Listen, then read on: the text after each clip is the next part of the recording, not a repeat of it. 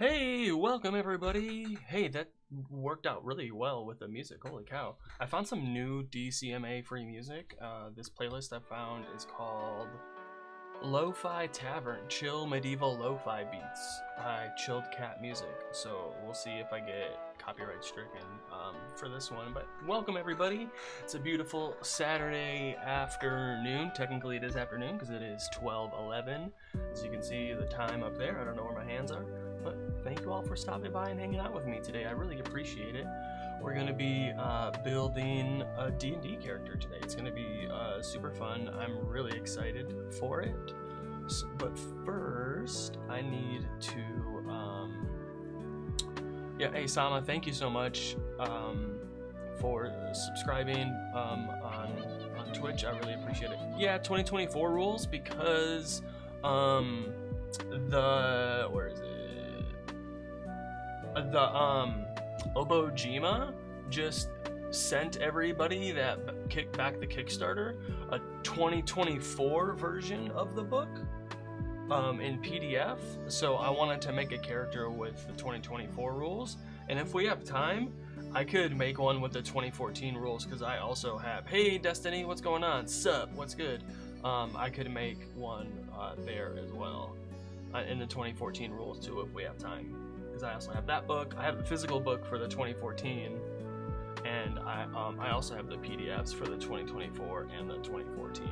But like they just did, I don't think they're gonna print this one in physical book. They might, but they just did like a re-layout of the book a little bit, and then converted like the subclass stuff to be more compatible with 2024. Oh, going to the arcade? That's awesome. That sounds great. Please, thank you so much. Anytime you hang out with me, I am very much appreciated. I very much appreciate it. But, you know, please, you're going to arcade with friends? Yo, that sounds way better than hanging out with me online. Take me to an arcade with friends.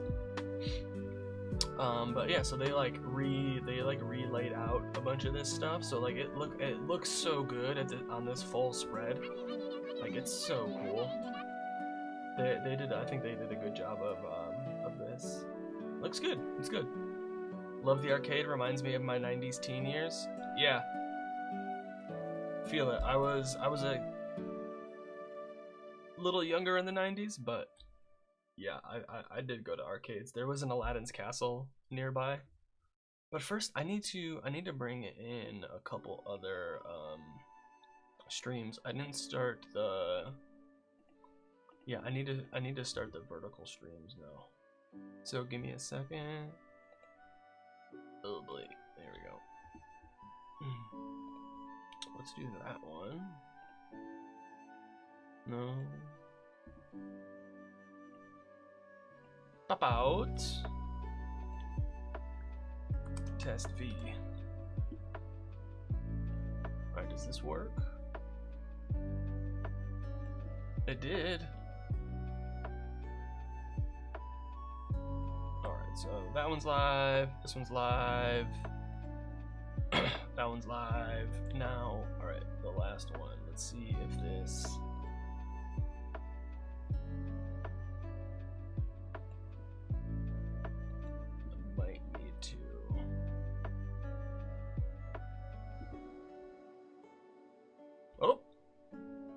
There we go.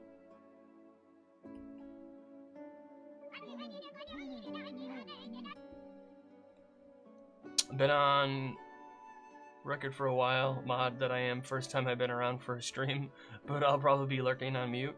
Thank you so much. I really appreciate it. Hey, Porter Barlow first. Let's go on Instagram. Awesome. Thank you so much for joining us. Tried making a Draw a Steel character yesterday just to get a feel for it, but I think I messed up somewhere. Hey, Alex Markham, what's going on?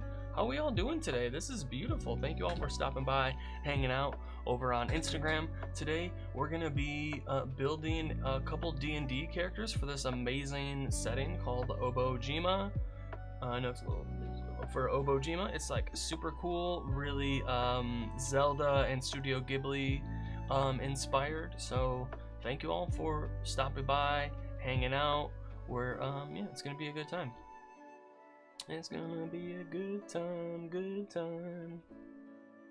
Yeah. So please, finally made it. Let's go. My copy just came in a couple hours ago. Yeah. I got the physical book in the other room, so we're gonna use the PDF. But I got the 2024 PDF also. So today we're gonna use the 2024 rules. Maybe I'll make a 2014 character, or maybe I'll like do that next week. Depending on how much time we got.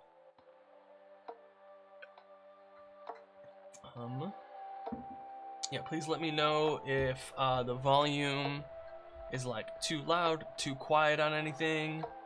Really appreciate that. Yeah, so we're live everywhere. Yo, it's such a beautiful like looking book. I don't know if anyone should I grab my I should grab my copy of it. Do you want to yeah. Let me just grab my copy of it really quick. It's such a beautiful looking book. What's up?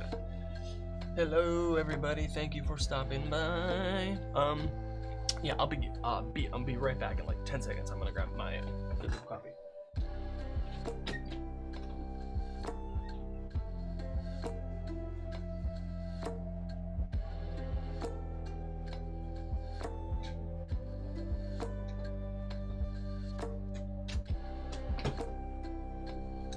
All right, whip it out. What's up? Hey, Lucky Abraham, what's going on? Yeah, see, like, look how this book is so.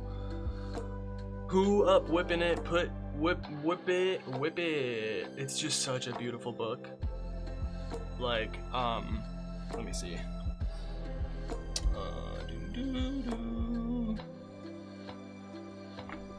Nice. It is so beautiful. Like, the pages are like nice and heavy. They're like thick, and like nice and glossy. The art is just like really well done. Look, Domain of the Fish Head Coven. How cool is that? No, the cover, bro. Oh my god. Like, oh, like how cool is this? The art is just so cool. I love this book a lot. They did a really good job. This is a field giant. How cool is that? And then it also came with there's a map too. Dun, dun, dun, dun. Hey Destiny, thank you so much for following on Twitch. Let's go. I really appreciate that. Hey. It is a hefty book. It really is. That's so cool. Thank you so much for the follow. Yeah, no, it's pretty. They did a really good job with this. They got more stuff coming out too. They're gonna do. There's a city in here that's super cool. So they're gonna do a setting book that's just that one city. They have a board game coming out that they're working on, and they're also working on a video game too. Like, how much was it? Oh, I don't remember. I can pull it up really quick because they're selling it now. So let me see. Oh, hey, thank you so much for subscribing on Twitch. Oh, that means you so much. Thank you. You get stars. Oh, thank you so much. Oh, that's amazing. Let me pull up, is it this one? Haha! Obojima. So you can pre-order it, it looks like. And it's $50 for the hardcover. However, it's $30 for the PDF. And then there's a bunch of other, like, I didn't get any of this extra stuff. I do have the soundtrack. I didn't get any of the extra stuff. I just got the physical book and the PDF. But I'm very happy with it. It's like so cool. Wait, this song is stuck in my head. We should do a D&D campaign or session sometime, assuming time zones can align. Yeah, Destiny, I've been doing a campaign for members on my Discord. So, and you know, you're there. But I'm doing a Spelljammer campaign. So when I'm done with that one, I'll probably do more one-shot. You know, I've been doing one-shots and stuff for people on Discord, so I would love to have you in one of those. That would be amazing. This book is chunky. Like, look at this. Look how chunk this book is. Here's the new player's handbook, and this player's handbook is bigger than the old player's handbook, than the 2014 one, right? Look at this. Check that out. I know it's difficult to see. Oh boy, come on, Craig. Right? It's chunky. I'm more than happy to be a player. That sounds awesome, Destiny. I've been trying to. I would love to have more people in the Discord community run games for people on Discord. I think that'd be super cool because I only have so much time. You know what I'm saying? Let me see. I can get rid of this.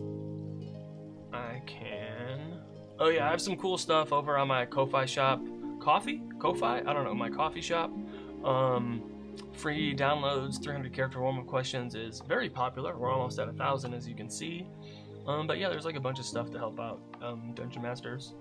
And so...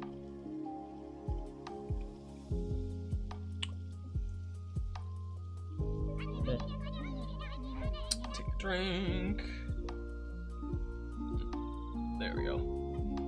Pretty sure there's some UK folks that can join my current campaign. Yeah, there's people like all over the place.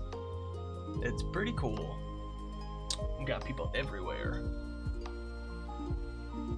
So I might need to make this a little smaller. There we go, that's better. I want my vertical people to be able to see it. Awesome. And how are we doing? Dun, dun, dun, dun. Cool. Great. Alright,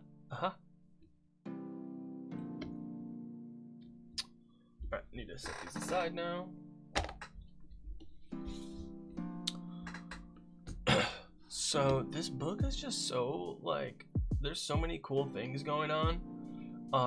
There's like all these different regions, like you saw the map that I just pulled out, but all these different regions that they have. There's like this thing going on with the corruption that recently happened. Where are we at? Ooh. Right, there was a the corruption. Obojimans have noticed some odd things over the years, but since the great earthquake and tsunami 3 months ago, there has been more chatter than usual. There's the typical grumbling among the farmers, merchants, blah blah blah. There's even more serious talk that has been drifting in from the far side of Obojima, the eastern side, where rumors and strange tales of a growing corruption are beginning to spread across the island, whispered by patrons in taverns and travelers who cross paths on trails. Yep. So there's like all these different factions also. So you can be like, there's archaeologists, there's knights, there's postal service. You can be a postal service knight. All these different things. But there are you can become a witch. And there's different covens, like the tall hat coven, the patchwork robe coven. So it's pretty cool. It's like, yeah, see the eastern side over here, all this side over here has got this like black stuff coming off of it. That's that corruption that they're talking about.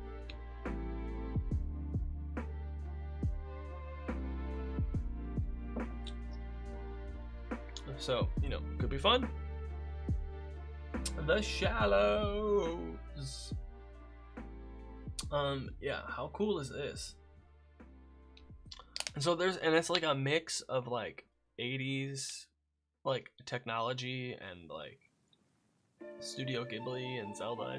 It's pretty cool because there's like vending machines and like cassette tapes and VHS tapes, and there's like a magic spell that like lets you zap electronics and like lets you use them for a little bit. It's pretty cool. Like sheep dragons, all these cool places. Look at this little frog guy, little frog lady. I don't know how to judge. Little frog person, little frog creature, little frog dude. I don't know. What's the right word? Torio and Thim. Ooh, famous mushroom recipe. Oh, that looks pretty good. Look at the eggs and sausage all in one. Smirt. Outdoor hearth. Yo, this is super cool. Like, look at this art. How cool is that? Look at these little frog people just, you know, hanging out. Just doing their thing. Big fan. Adventure hooks. Zold of the Midwives. So what's really cool is, like, there's every like location area, even so this is just like an adventure site essentially, but it's like this temple that gives you a really cool landscape photo usually to like how like setting up the vibe, and then there's just like information of the area and stuff. Look, ziggurat features, so, nice and easy to like run an adventure in here. There's NPCs, adventure hooks, 1, 2, 3, 4 different adventure hooks, and then sometimes there's even rumors and legends, so like that's really cool. Nakudama eggs, but then when they come from like a village of sand, they're constantly changing their buildings with sand as like an art form. So that's pretty cool. All these different NPCs. 1, 2, 3, 4. Gritty Groff, the Sand Witch. A strange and solitary witch who lives on the outskirts of the village. Gritty Groff prefers the company of her 2 giant sand fleas, Fleck and Speck. She has an abundance of knowledge about the shallows, and it's even rumored that she once served as an advisor to the Lionfish King. It's not true, of course, but it keeps most folks out of her way. Despite her antisocial nature, she remains near Tidewater because she believes it's her responsibility to protect the pearl housed in the Tower of Glass. That's pretty cool, not gonna lie.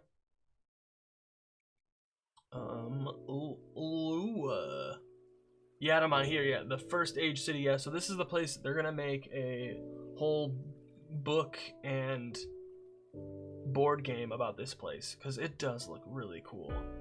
Under the city. Adventure hooks. Man, that's pretty cool. Points of interest, the Beehive. Spirit Diner and Gambling Hall. Oh, there's a bridge cat. Underneath one of Yadamon's largest stone bridges sleeps a giant spirit known as Bridge Cat. Every now and then, Bridge Cat may twitch an ear, yawn, or shift positions.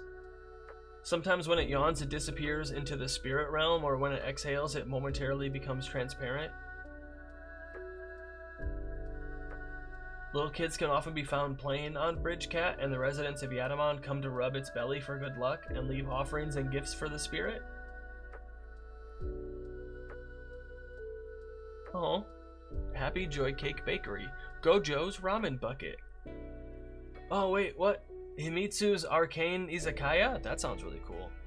Anime Cool and Edits. I am checking out a source book for Dungeons & Dragons called Obojima. And it's a setting book, and there's like player options and stuff for Dungeons & Dragons. So it's pretty cool. It's very Studio Ghibli and Zelda meets like 80s technology.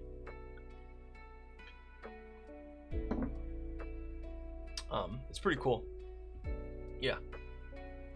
So you know, Dungeons & Dragons is a collaborative storytelling game where people come together to fight monsters and tell stories together, and so this is a place where that could happen. So there's a bunch of different kind of peoples and different PC game. No, a tabletop role-playing game. So you play it together in person. But you know, it would be similar to like a Skyrim or other role-playing games that you have played, but you just play it together in person. Or you can play online together, but it's not like a computer game. It's a tabletop game. Kind of like a board game, but not without a board. But there is a board, but it's different. You don't need the board, but you can use the board if you want to. Because a lot of it also happens in your head. Is it available on Steam? Well, no, because it's not a PC game. It's like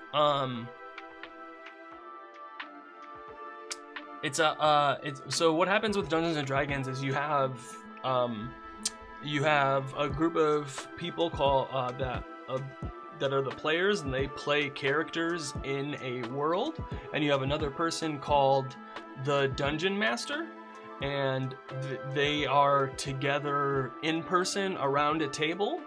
There's like, it's not a computer game or a mobile phone game. You do this in person, talking to each other.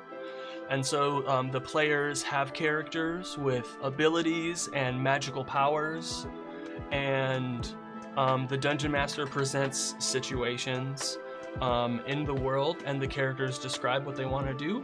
And then sometimes, depending on what those actions are, you use dice to determine the outcome. Have you played Baldur's Gate 3? It's Baldur's Gate 3, but without the video game part, just in real life with people. I haven't played Persona, but I've heard good things. Isn't there like 5 of them or something? There's a bunch of them, aren't there?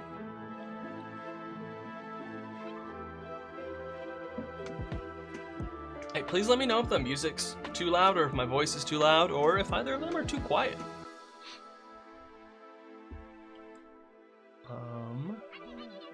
5 and spin-offs, cool. You should check out Persona. It's a very, very good game. Yeah, like I said, I've heard good things about it. I'm just not like a super huge gamer. I don't know, not like that. It's just weird. There's lots of things to do, not a lot of time, you know? Music is soothing and relaxing. I'm glad you enjoy it. It is on Spotify from Chilled Cat Music. It is the Lo-Fi Tavern Chill Medieval Lo-Fi Beats.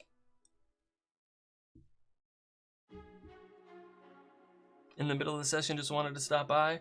Well, thank you. Appreciate it. Hey, Arika. Hello. I'm doing good. It's a beautiful Saturday.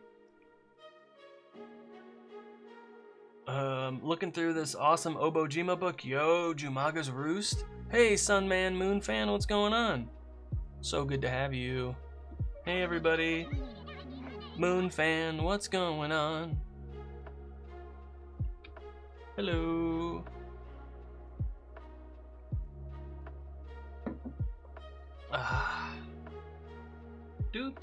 The Sky Salamander. It's good to have you here. Thank you. Are you D&D gamer? I am a D&D gamer. Yes, I am. I am Craig of Inspiration, and my whole page is all about helping new dungeon masters and D&D players play better games. I'm all about it. Whoa! Sorry, just some of this art is so cool. Bruno! He may be awakened, but even Bruno can't resist the urge to howl at the moon. I feel it, Bruno. Bruno is an awakened dog.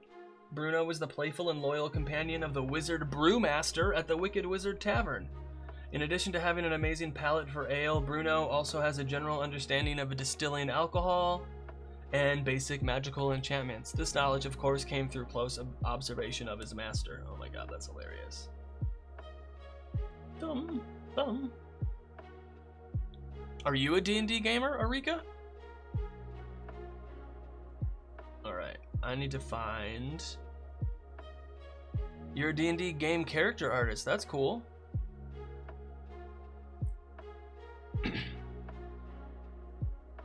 Where are we at? What am I doing? Player options, player options. Because we're making a D&D character. Come on, bro.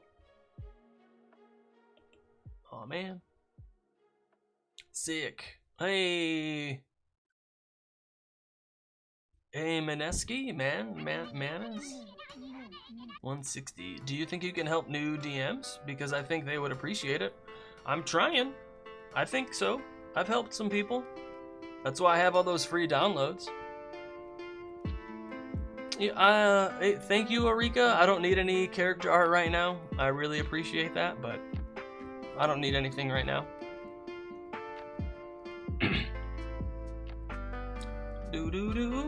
Player options. Okay, yeah. So I have, like I said, I got a character sheet here. We're gonna make a D&D character today together. It's gonna be a good time.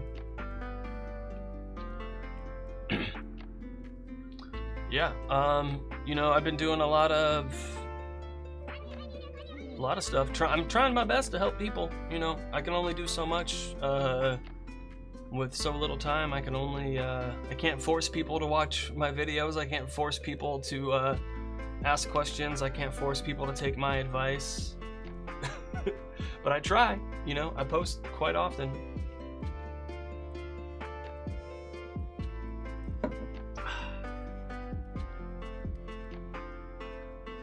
All right, where are we at?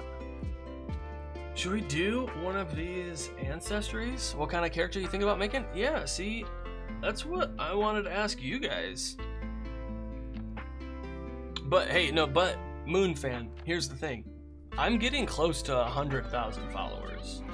I just hit 50,000 followers on Instagram. So, I'm helping some people. I just did a recording for an actual play yesterday. I'm so excited. With that one, I have another session tomorrow morning. That's gonna be super cool. A lot of fun stuff.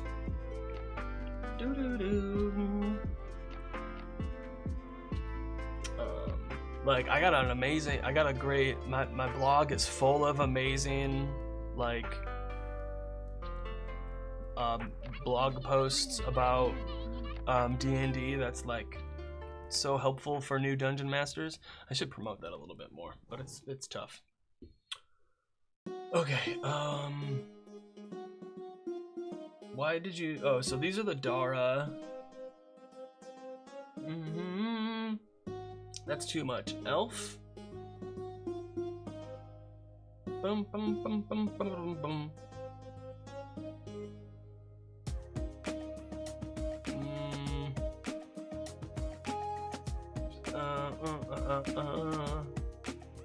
You can imagine. Oh. Okay. Nakudama.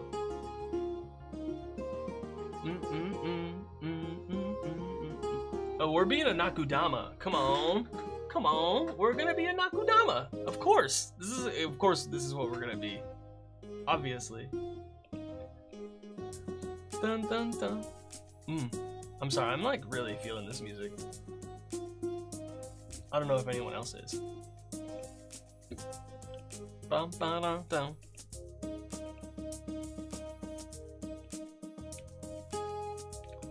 Alright. Yeah, no, we're totally being a Nakudama, like, obviously. A sweet treat left untasted, a hot spring left undipped in, a warm fire left unshared. All considered tragedies by people driven to indulge in all the comforts and curiosities Obojima has to offer. To the other peoples of the island, the amphibious Nakudama seem to partake in all things with a sense of eagerness and excitement. Nakudama tend to eschew enclaves for the more cosmopolitan settlements scattered across the island. They are highly social. Patrons of tea houses, taverns, and inns are sure to hear the booming, croaking voices of Nakudama mingling with crowds. Did I ever tell you the story about? Sharing and collecting stories is among the most cherished Nakudama traditions. A quality story doesn't just happen, however. Obojima's earliest inhabitants. It's generally believed that the Nakudama were the first people to call Obojima home. Several sites around the island point to an ancient Nakudama civilization. They only lived to an average of 45 years. Yo, that's crazy. So they're humanoid, they're small, but the speed is 30 feet. We can breathe air and water. As a bonus action, you can lash out your tongue at an object you can see within 15 feet of you that weighs no more than 5 pounds and pull it toward you, catching it in your open hand or allowing it to fall at your feet. If the object is being worn or carried by a creature, that creature must succeed on a strength saving throw, 8 plus your strength modifier and proficiency bonus, or have the object pulled away from it. As a bonus action, you can extend your tongue to latch onto any surface or creature that is at least one size larger than you, pulling yourself toward it. The target must be no more than 15 feet away from you. Your long jump is 20 feet and your high jump is 15 feet with or without a running start. Hey, that's pretty good. I'll take that.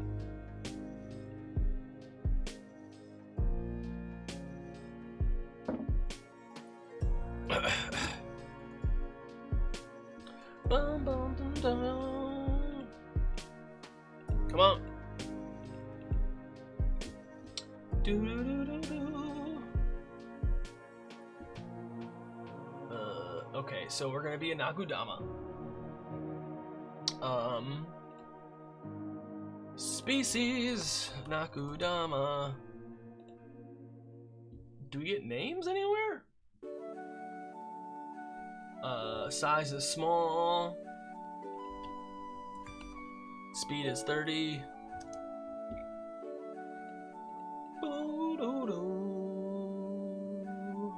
Can I just copy this stuff?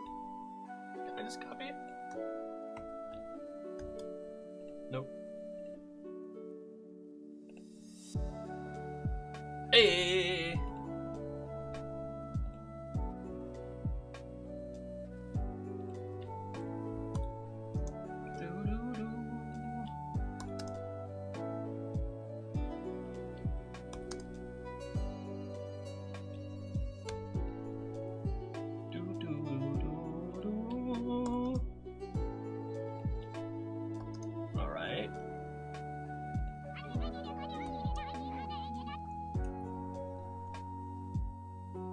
Really quick, I would like to ask if you can potentially help me with D&D campaign.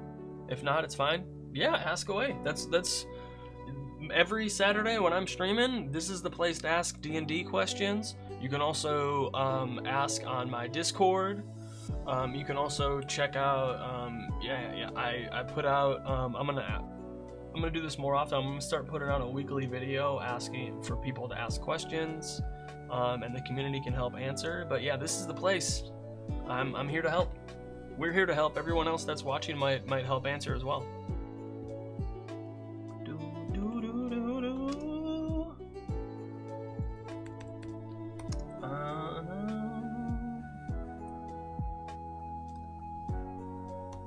There we go. That's better. Cool.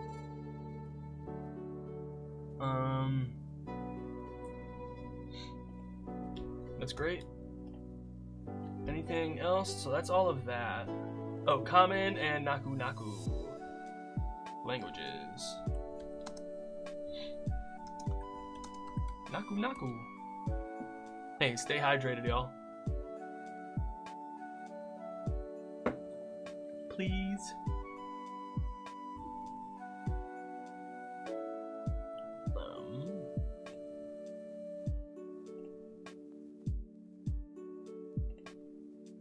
Bum, bum, bum.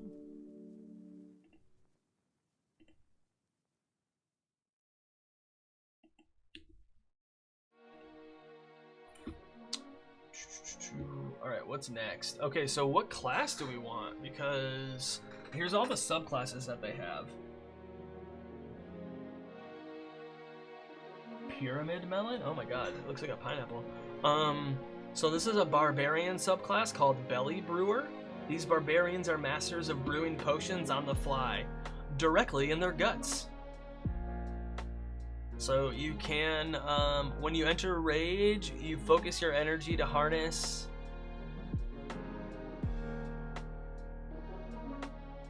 dope. So you can do different rages. You can do different rages between combat, utility, and whimsy. You get prestidigitation and thaumaturgy. Wow. Choose a common potion that you would normally consume. You can activate the effects as a bonus action. Whoa. That's super cool. And what's cool, there's so many potions in here. There's so many potions. All right, I'm on page 87. I need to show you this. Oh my god.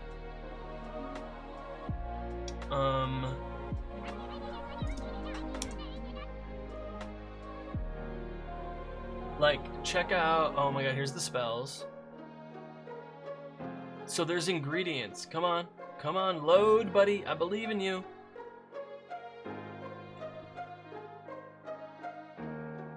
Right? And there's all these ingredients. There's so many ingredients. It's not funny how many ingredients there are.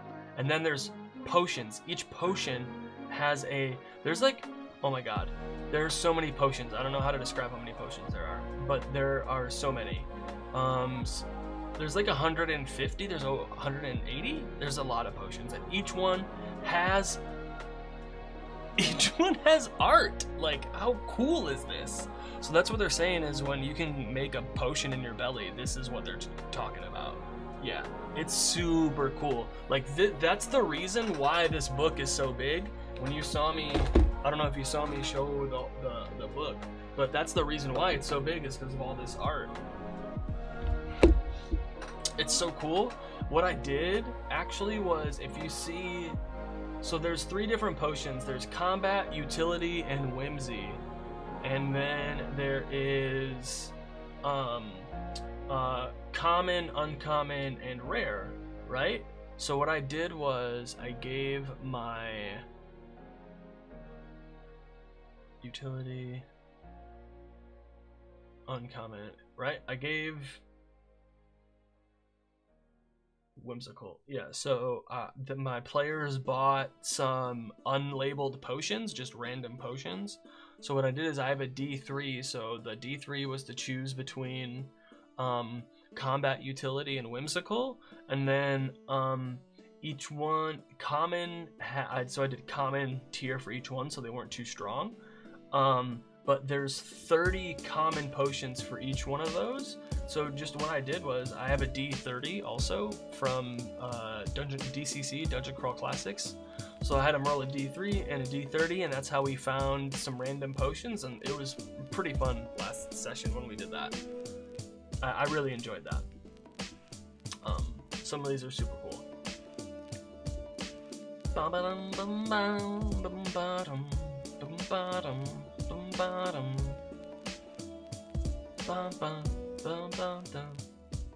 Yeah, but there's like a bunch of cool ones.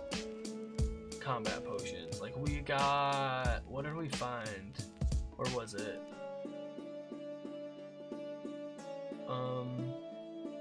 No, come on.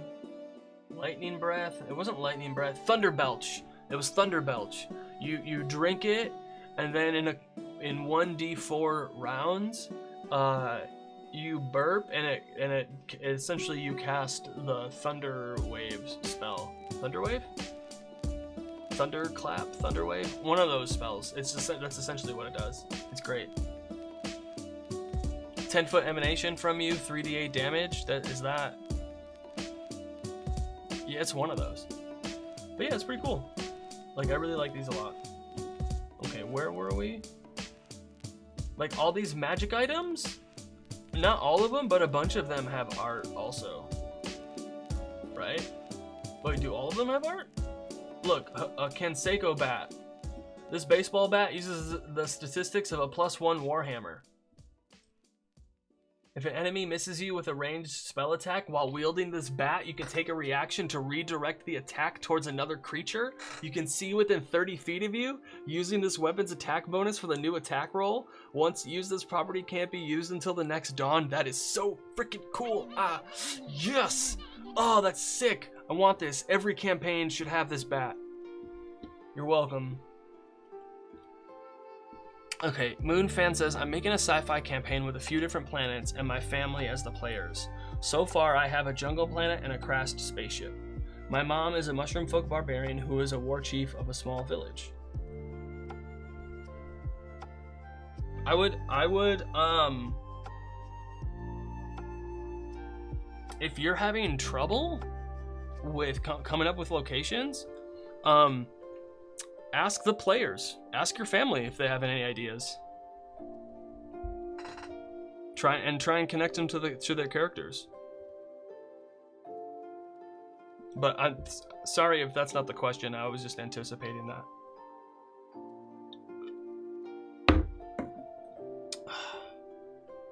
But like, there's a guitar, there's a little Game Boy, like a flying broomstick. Oh, a lunar weapon. Oh, at night it deals extra 1d8 radiant damage. Oh, that's sick. A sword that does extra damage only in moonlight. That's super cool. That's super cool. I like that a lot.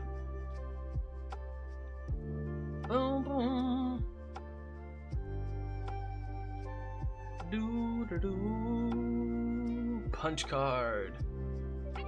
Soda cans. The soda cans are cool. It's fine. Mushroom folk barbarian who is a war chief of a small village. So it sounds like she needs a reason to like leave the village, and she needs somebody to like be in her stead. That would be a good NPC to have. Weapon of the sun and moon. That's pretty cool. During the day you can cast darkness, and at night you can cast daylight. Oh, wow. No, but check these out. Soda cans. There are a number of these strange beverages on the island, and only those brave enough to drink them know their magical effects. Melon soda, the beverage get one random combat potion. Cola is a random utility potion, and fish sauce soda is a random whimsical potion. That's pretty cool. Oh my god, a sticky hand? That's hilarious. Okay, and look at all of these new spells. Spell list.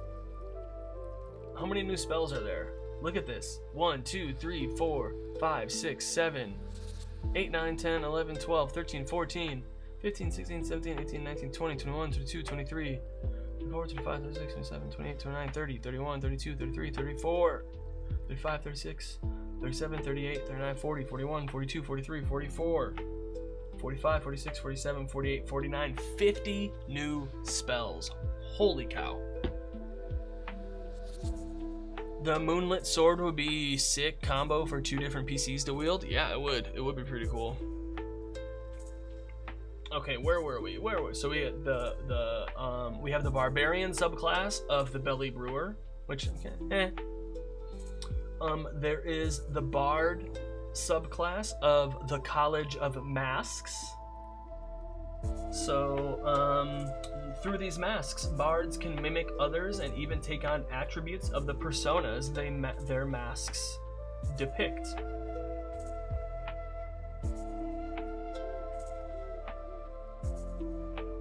Person comes from the word persona, and persona comes from the mask having to project on stage, because the list of the actors in the play is called the dramatis personae. My little brother is a human cleric who was on a journey to a different planet and his ship was sabotaged, hence the crashed ship. Okay, so he's the reason the ship is crashed? Does it sound like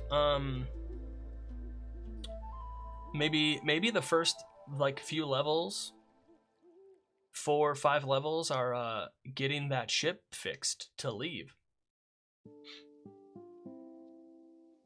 Or, just 1 or 2 levels. It doesn't have to be 4 or 5.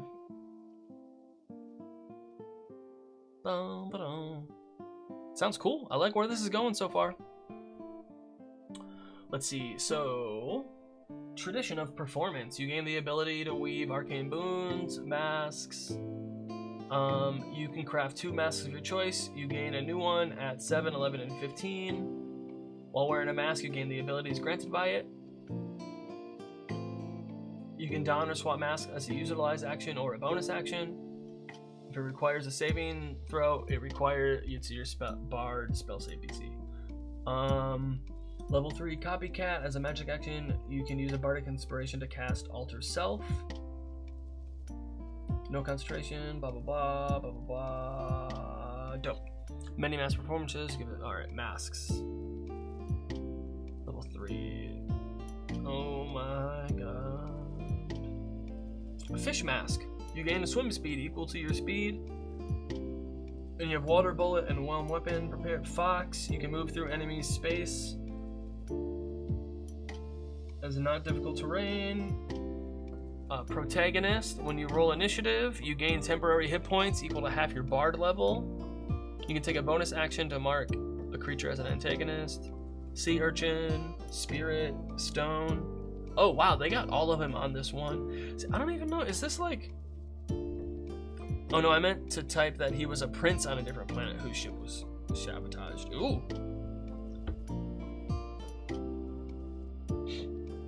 Doom, doom, doom, doom, doom, doom, boom, boom, doom, doom, doom.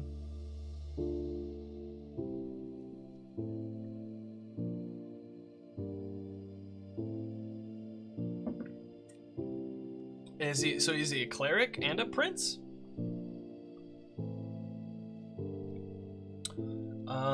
Stone. While wearing this mask, you gain proficiency in athletics. Blah blah blah. Sea urchin. Yeah, this is fine. I can see this being cool. I think this would be good with a one shot or like starting at a higher level. I don't know if I'd want to start low and build up to this. I think starting at a higher level, this would be cool. Like 5 or 7 or something. Not that he was the reason, but someone was attempting a murder on him. That makes a lot of sense. So you could have one of the NPCs be like a secret agent. That's a good, that's a nice little thing, but I would handle that quickly. I wouldn't want to have that last for a long time. Druid, Circle of the Petal Druid. Oh my god, they put these all on a spread because in the book they're all broken up. They did a really. Maybe are they gonna reprint this? Man, it might be a while until they print this. But okay, Petal Dance. As a bonus action, you can use Wild Shape to Petal Dance. A resilient cloud of petals that functions as an extension of you and it lasts for an hour. While enveloped by it, you get a +1 bonus to your AC. As a bonus action, you can cause your petals to lunge toward a creature you can see within 30 feet of you. Ranged spell attack. D6 slashing damage increases by a D6 when you reach 5, 11, 17. When you are a creature you can see within 10 feet of you takes damage, you can take a reaction to reduce the damage by an amount equal to your druid level plus your wisdom modifier. Once used in this way, the cloud dissipates. Wow. Alright then. That's cool.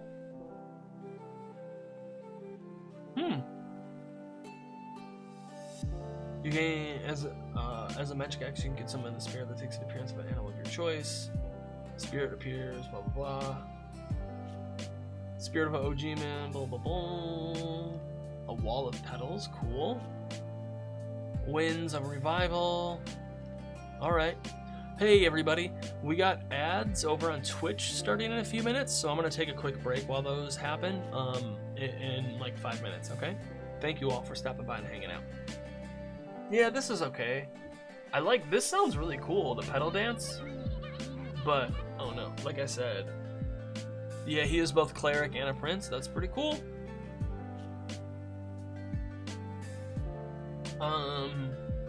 Look at this arcane fighter. Spirit fused fighter. Even the life of a spirit must come to an end.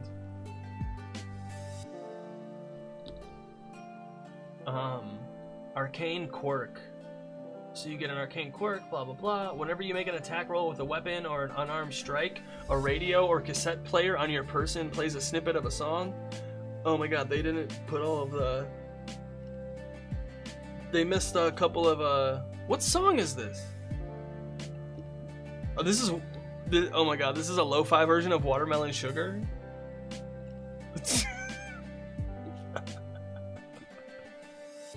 Oh, this is great. Okay. And at channel, oh my god, you get so many things. Channel spirit energy into your attacks. You have 4 essence dice. When you make an attack using a weapon or an unarmed strike against a creature, you can expend an essence dice. Add the number rolled to the attack or damage. You can choose to do this before or after making the attack roll. You regain all expended essence dice on a short or long rest. You gain more when you reach 7, 10, 15, 18. Whoa. Wow. Level 3 object channeling. You gain proficiency in salvage. In addition, you gain channel energy into objects.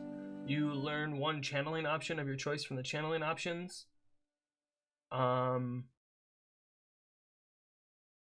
Ooh, cool. Ballooning bag. Entangling cord. Find the thing. First age steed. Goggled vision. Leaping sneakers. Pocket voice. Water jettison. Bro. I think I'm leaning towards this one. I don't know how y'all are feeling, but I'm kind of leaning towards this one. Monk, sheep, dragon, shepherd. Okay, this looks cool. You get proficiency with shepherd crooks. As a bonus action, you can spend focus points to cause a willing creature you can see within 60 feet to move toward you in any direction. 15 feet per focus point spent. If it moves in any other direction. Whoa. That's okay. Sheep Dragon's Wind Pistol. Oh, alright, that's cool. That's cool.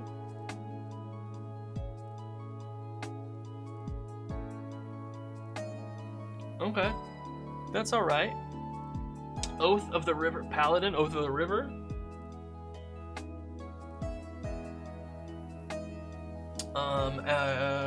Choose a number of creatures up to twice your charisma modifier that you can see within 30 feet of you. 2d6 hit points. Ooh, you can do short or long rest. That's cool. Oath of the River spells. As a magic action, you can spend 1 use of your channel divinity to cause a forceful wave of water. Whoa. That's cool. Or alright, that's interesting. That's interessante. Corrupted Ranger. This sounds interesting. Curse markers. Whoa. You take extra necrotic damage. Second manifestation. Okay, third manifestation. What are failing lungs?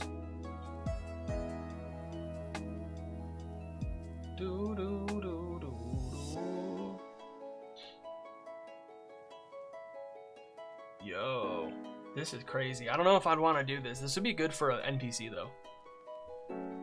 Rogue, Waxwork Rogue. I don't understand this one, but okay.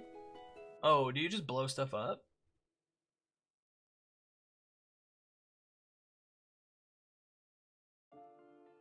I think so. So this is the only one that goes to 2 spreads. Hi from New Zealand. Just had my first ever D&D session. Awesome. Thank you for stopping by. I really appreciate that. I am also over on Twitch. Thank you. I'm Craig. Thank you, Moko. Manny. Yeah, no, the rogue looks cool. I'm just not entirely sure. I gotta take more look at it. We'll look at it more. I gotta take a break right now for 3 to 5 minutes. And I'll be back. Thank you all for stopping by and hanging out with me. We're gonna take a look at some more of this stuff and make a character together. It's gonna be super cool. Like I said, I will be RB.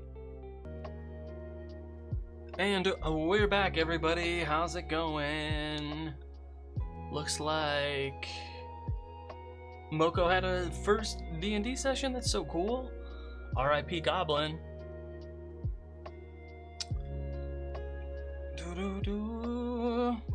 This is awesome. Love hearing new people come to the game. Such good stuff. All right.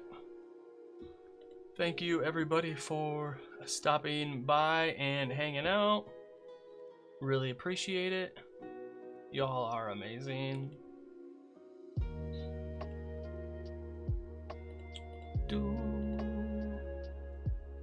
Cool. Let's get back to it. Where were we? Legos. Which one is it? This one? Yes. The D&D Legos are awesome.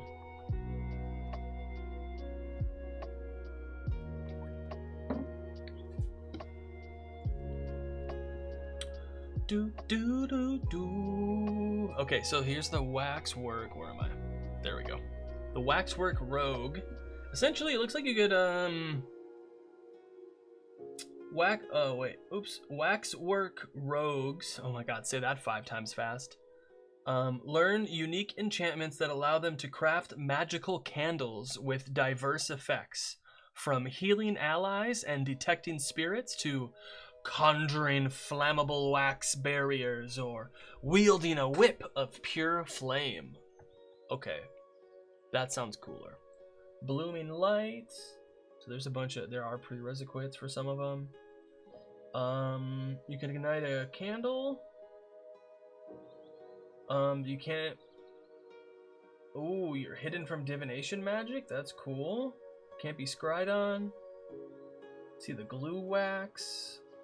You can hold 2 objects together.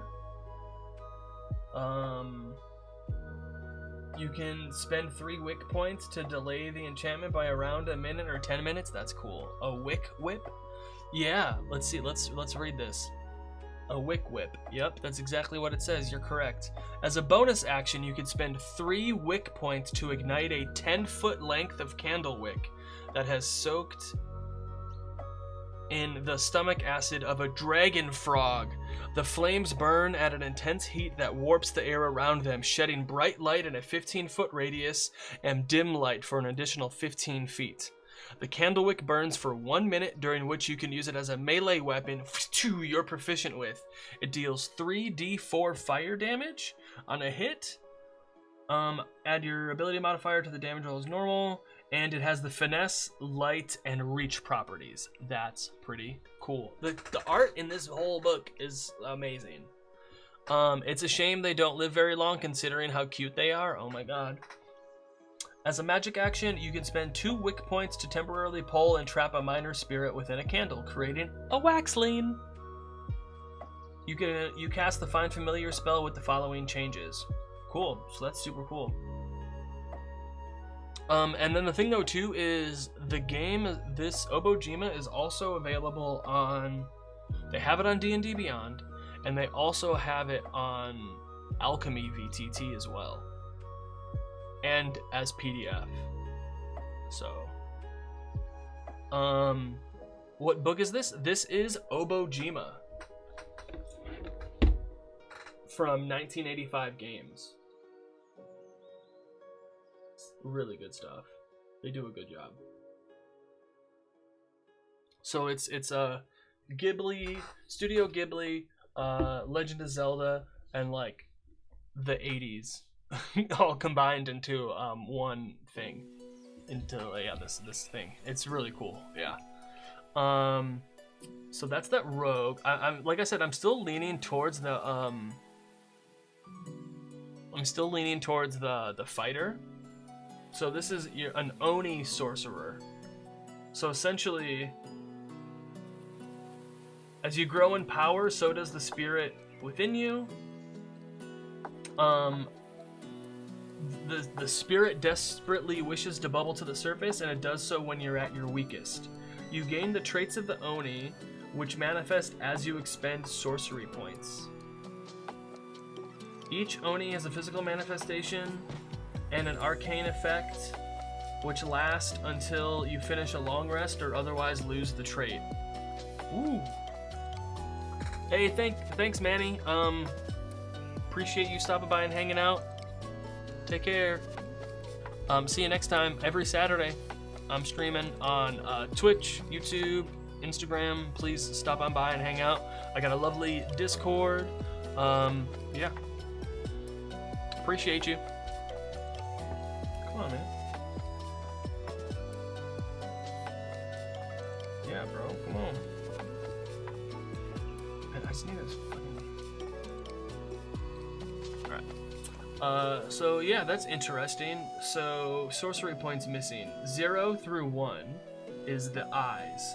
So you always have the eyes, which is... Stay hydrated, my friends.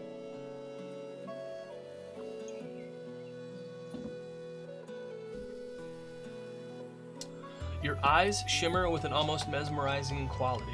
As a magic action, you can activate your innate ocular charm.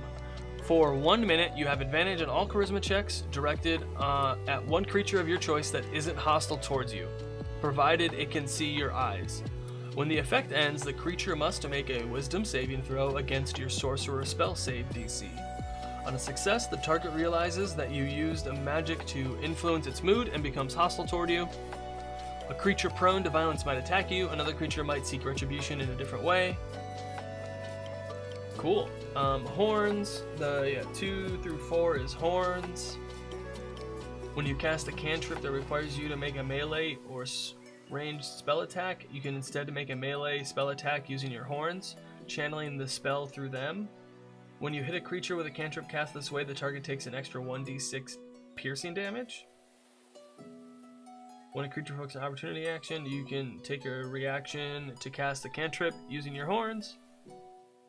The spell must have a casting time and an action and only target that creature. Yo, that's wild.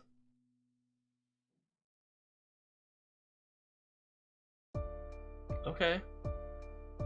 So that you can just do that all the time. Your skin turns a dull red, green, or blue, and you adopt the regenerative powers of an Oni.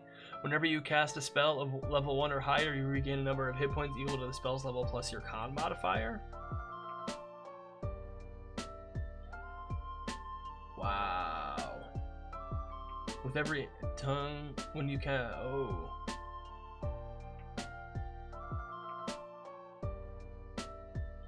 Wow. Okay. Yo, that's wild. Ogre manipulation? You can activate one of the Oni traits, drawing it out early.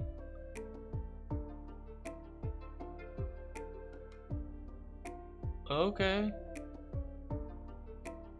Boiling power. Yeah, this is okay. Warlock of the Lantern. Oh, the spirit realm. That's cool.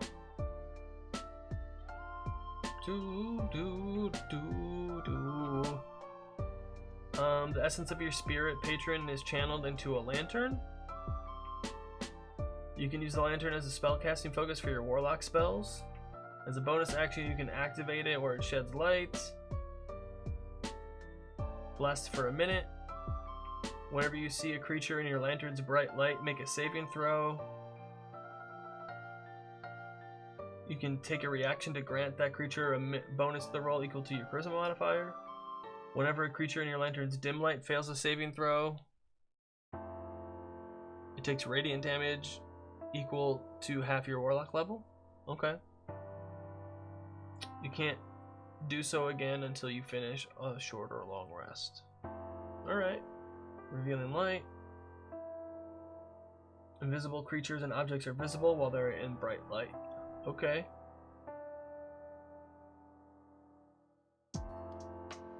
Once per short or long rest. That's cool. Alright. What else we got? Mage. Origami mage?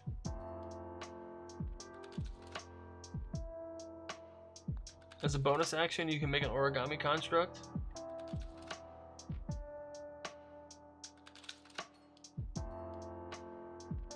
Okay.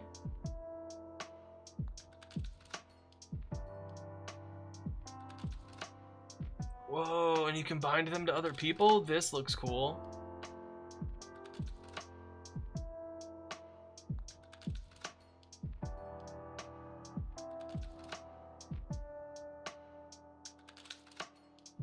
Okay.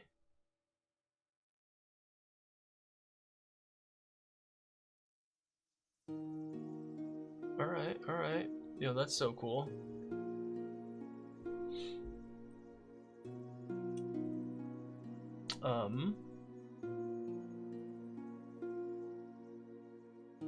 Intelligence modifier, that's nice. So you can do like 3 starting out, probably. Your familiar appears as an origami version of itself.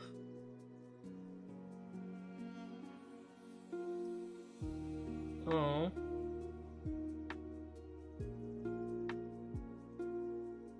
Doom, doom, doom. Is that the last? Yeah, that was the last one. Cool, Spiritkin.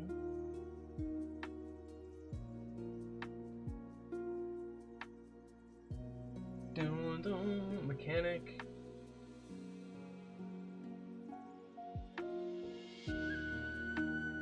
Oh yeah, no. What is? I think so. Career Brigade? No. Apprentice Witch. You gonna be an Apprentice Witch as your background? Cool.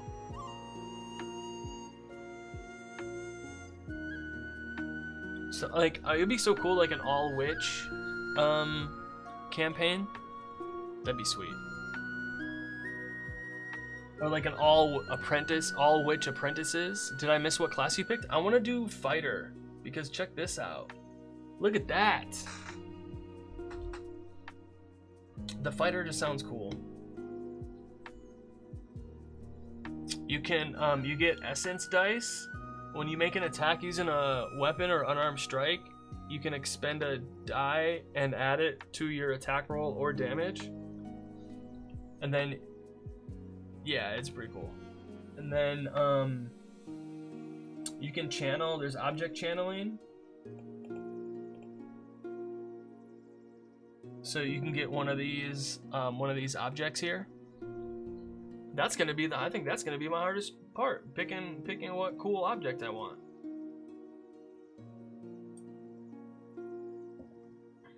Ah.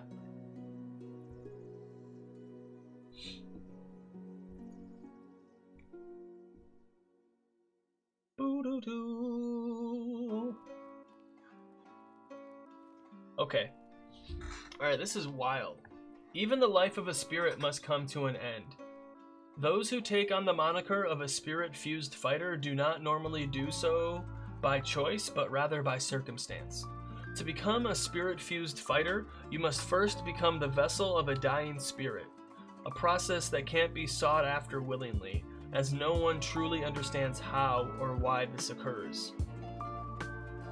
All that is known is that the spirit's mind and body have passed on, and its essence now coexists within the fighter, granting them abilities beyond those of a normal spirit.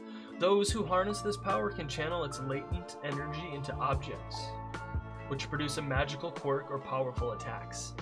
These arcane tricks are how these unconventional warriors fight and are the reason they have garnered so much attention and interest on the island. So I'm thinking, I mean, and but that's level 3, so I gotta get them to first level first. So we're gonna do fighter.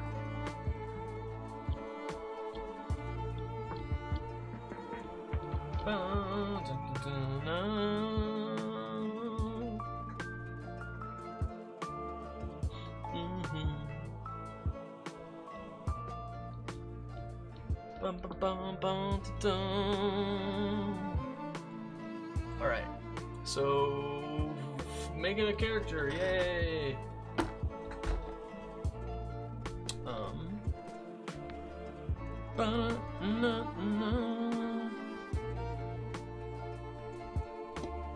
Because I have, look.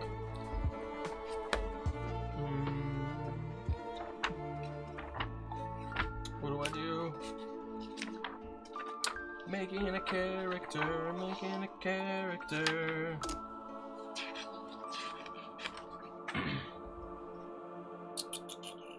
Choose a class.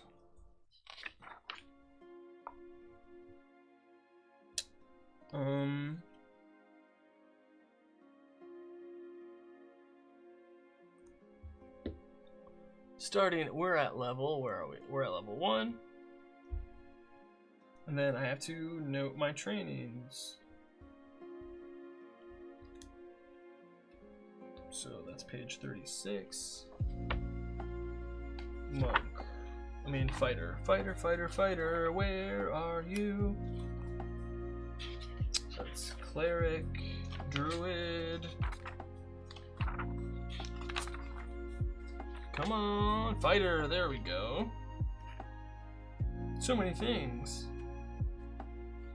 So my hit die is 1d10.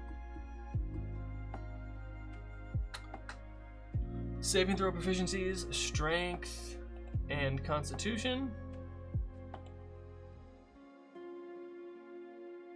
Well, and then I'm going to, what page was it? Page 36. I'm just going to put this in there.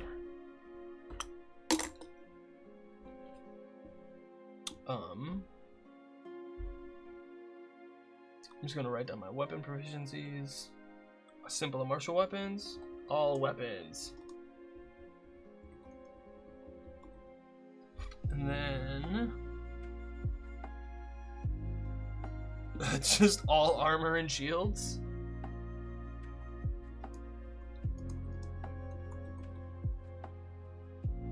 Cool. So we'll come back to that. Choose your background. My background is gonna be. So our species is Nakudama, which is these little frog people. I'm a little frog guy. Maybe with like the spirit of my ancestor inside of me, and that's what it does. Little frog guy. I need names, man.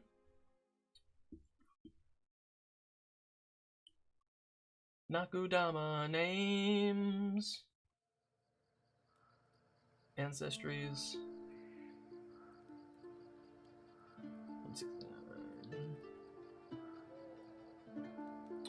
I know, it's so cute. It's adorable. Like, that's what I was like. All of them are pretty cool. So elves even have like, they have a connection to the elves have a connection to the spirit realm that manifests as a birthmark that gives you supernatural abilities. So like, that's super cool. And then there are these like humans are pretty much normal, and then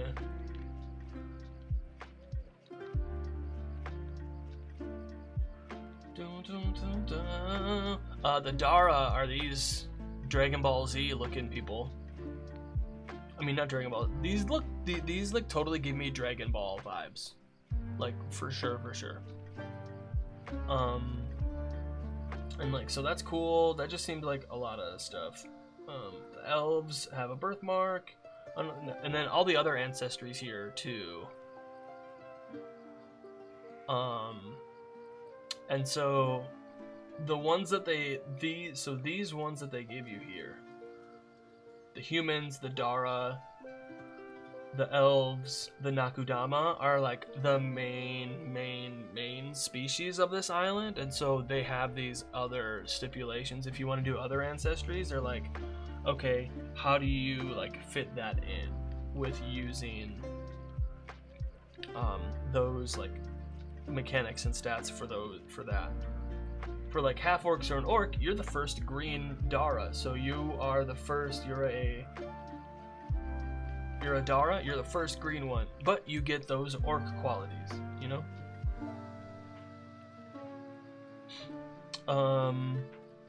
You were once an ogre, but after falling in love with a human, you slowly began to change form. Okay. A dwarf. You and your people have been trapped in stone under the ocean for centuries. During a recent low tide, you and your people were discovered.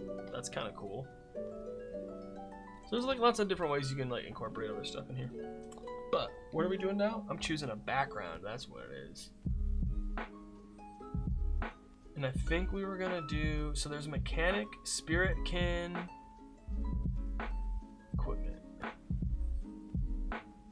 Yes, and I can, all the secret stone sword. What? A bubble rod? A frying pan? A boomerang? Ah! Ah! Ah! This is so cool! Okay, sorry. None of these sound right. One of these two sounds good.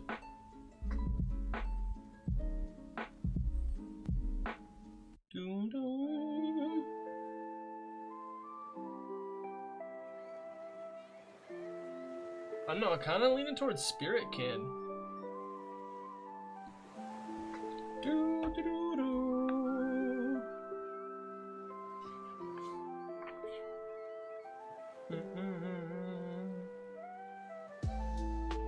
Lit. Constitution, intelligence, charisma. Cool, cool, cool, cool.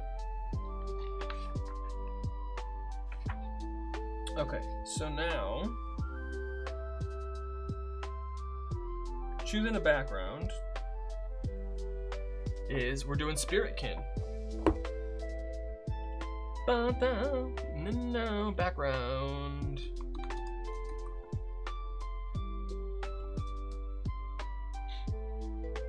Will you play this character on a live stream?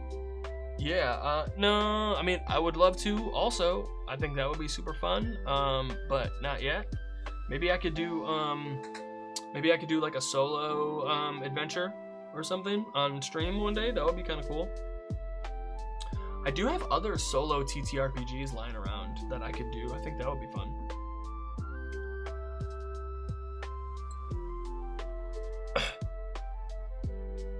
Woo!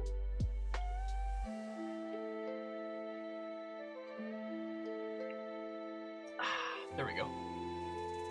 So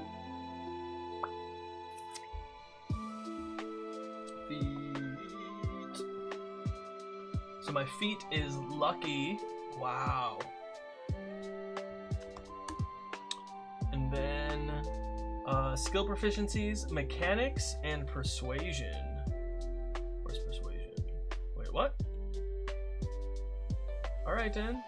Mechanics and persuasion is charisma. How do I add in? There's no place for other skills. Adventuring gear. Skills, mechanics. So, oh, there's 2 new skills. Mechanics, your intelligence mechanics check measures your ability to comprehend, operate, craft, and repair non-magical machines. Cool, like it, feeling it.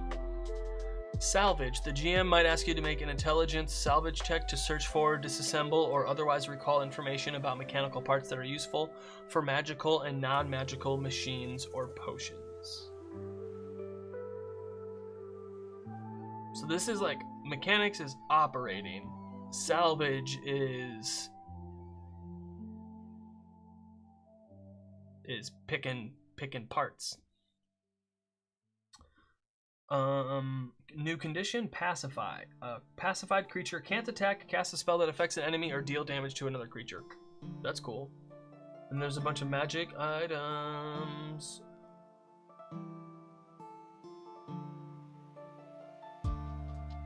Bum bum bum, bum bum bum bum bum. Okay, sorry. What else? Mechanics and persuasion. So that's intelligence.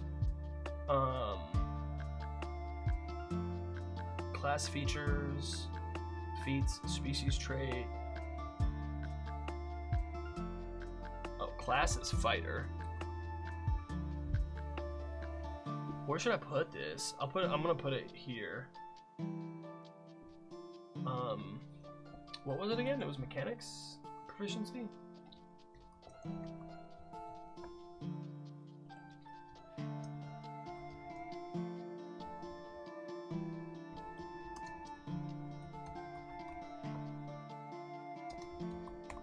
Intelligence, and then equipment. Oh, tool proficiencies. Choose one kind of artisan's tools. Ooh. Artisan's tools. Man, that's gonna be all the way back here. Equipment. No. Feats. Artisan's tools. Artisan's tools.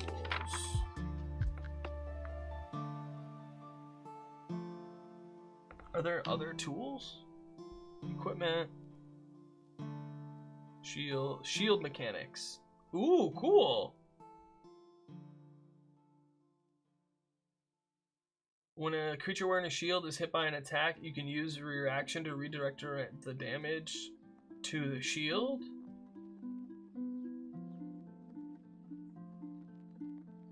Alright then. That's cool. Alright. I kinda like that. Hi, Lynette, thank you for stopping by and hanging out. Weapons, martial melee weapons, martial ranged, special weapons, adventuring gear, feats. Are there tools? I didn't see tools. Didn't see any tools.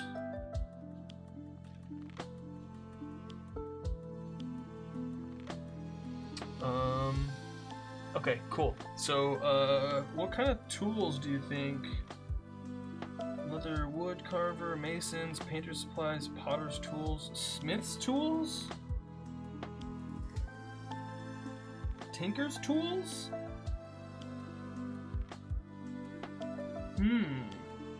Cook's tools? No. Let's go with smith's tools. How does that sound? How does that sound, everybody? Smith's tools?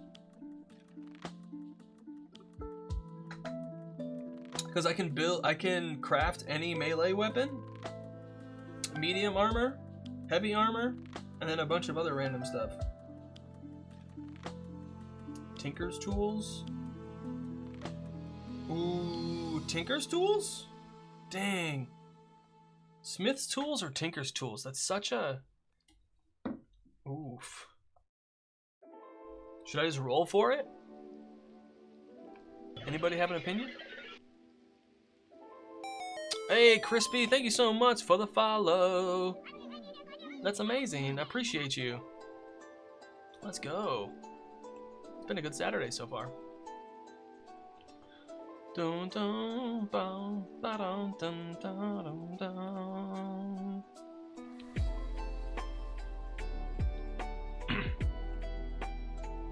Roll. Okay.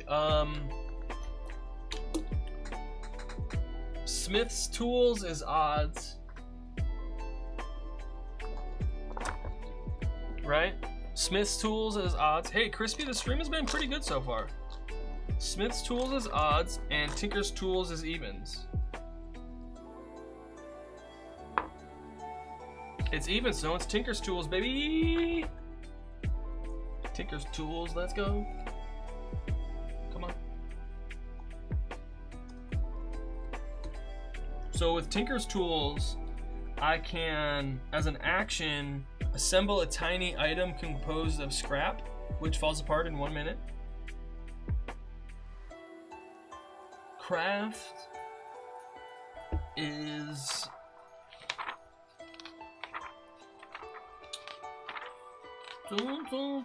crafting.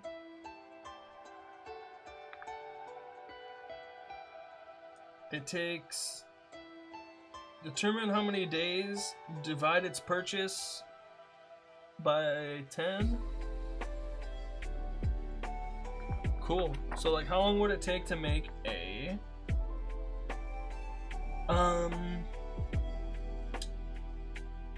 bullseye lantern?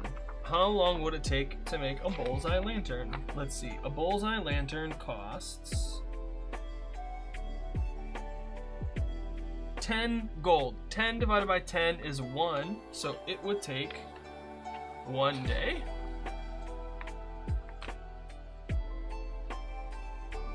Yep. Yeah, it would take 1 day to make a bullseye lantern. That sounds about right. Crispy, it's been a pretty fun stream. We're making a D&D character. Oh no, where'd we go? Look, oh man, the art is just so cool. We're making a fighter, a spirit fused fighter. I'm super excited. It's gonna be so cool. Where am I? 36.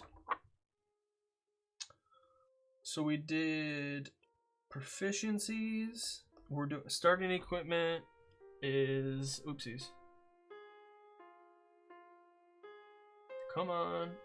Starting equipment, artisan's tools. So that's gonna be the tinker's tools that we just got.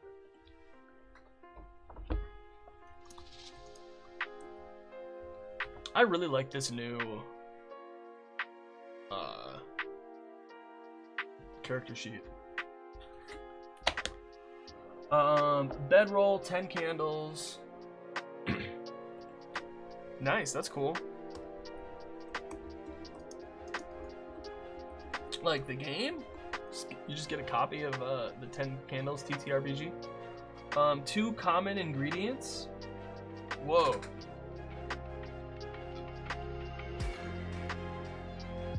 Linked to your spirit allies. Okay. I'll do that in a second. Fine clothes. Parchment. Fine clothes. Parchment. 4 sheets. And what was it? Tinderbox. And 14 whatever their thing of gold is. Yeah, where do they talk about money? It's all about the money. Boom, boom, boom, boom, boom, boom, boom. Mysteries, history, and more. Yeah, because there's 3 different adventures here, so I could totally do one of these as a as a solo adventure. I'm smart enough to do that. Or I could like run chat through the adventure. We could play it together. Adventures. Come on. No, I want to go to the island. Yeah, so instead of copper, silver, and gold, they have buds, petals, and flowers. How cool is that? That's so cute and adorable.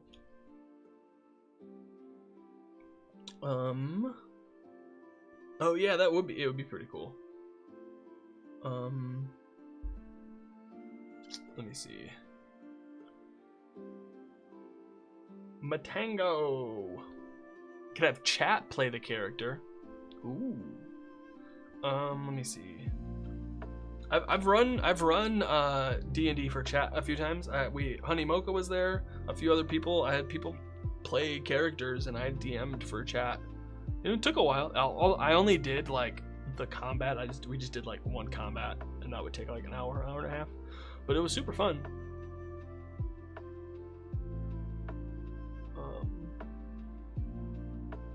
So back to making a character.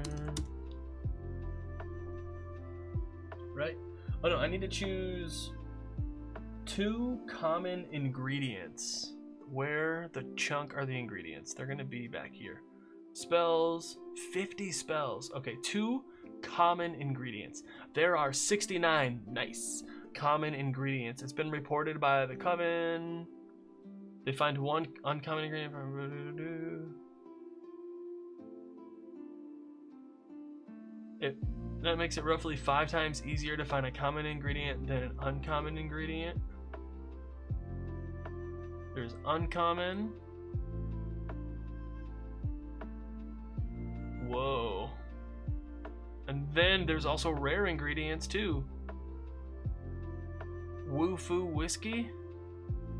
And then there's a bunch of potions also. Okay. So 2 common ingredients.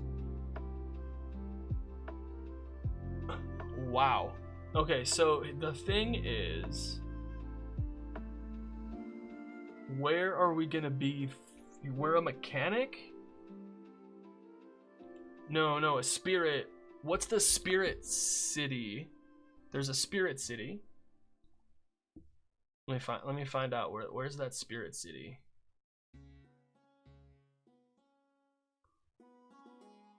Yo, there's just a freaking corner store in the middle of the forest. Like, I would love to do it would be so cool to do like a short campaign, 5, 8, 12 sessions. That's like, you don't meet at a tavern, you meet at the Goody Mart. The abandoned Goody Mart in the middle of the forest. and go from there and just like explore what's nearby and stuff, because there's adventure hooks everywhere. So if you just like talk about enough adventure hooks, where is, no, I need to go back to that.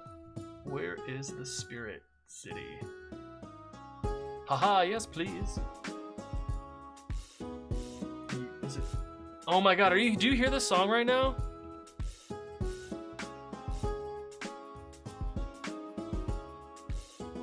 This one's for you. If you're listening, this one's for you.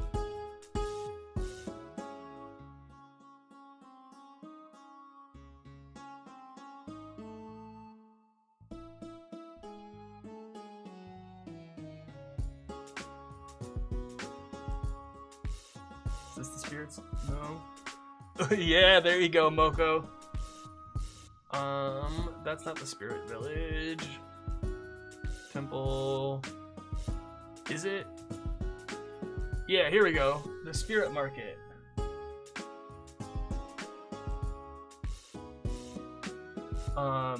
Here we go. Yeah, this place. So this is in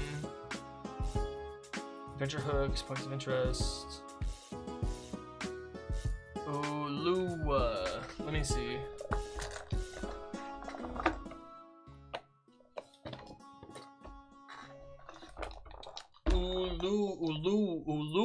Ulua.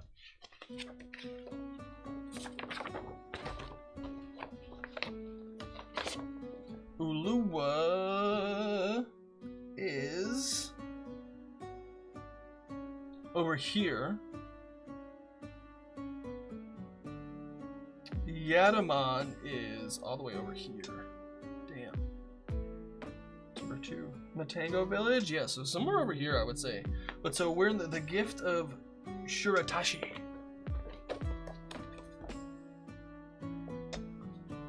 So, back to the potions.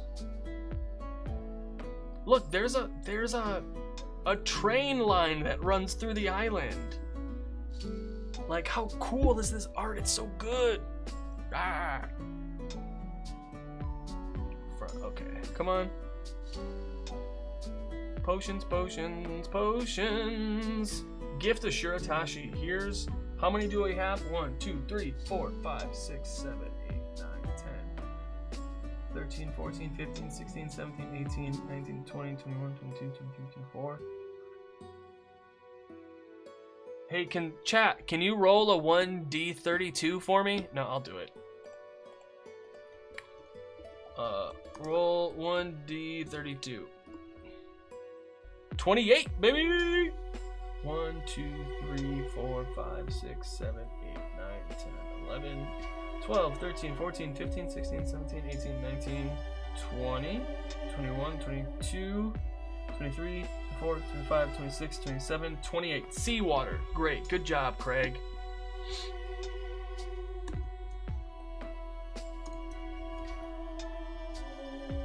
And then... Ooh, hey, buddy. It's okay. It's okay, little bud. I'm talking to my computer. It's okay, little buddy. And then I'll do it one more time. Roll 1d32. 8. 1, 2, 3, 4, 5, 6, 7, 8. Camp Might. Sounds interessante.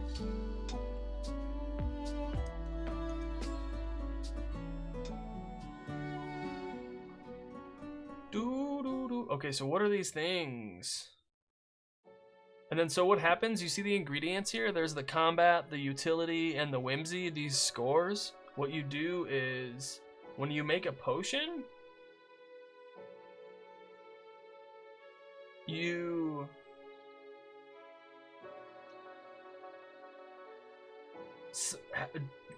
select 3 different ingredients. You add up the combat scores, the utility scores, and the whimsy scores.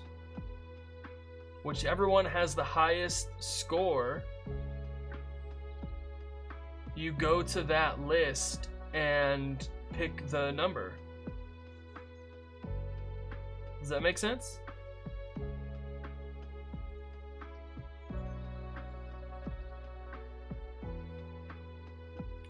Does that make, so that's like you can make random potions, but if you know the you can also have a recipe.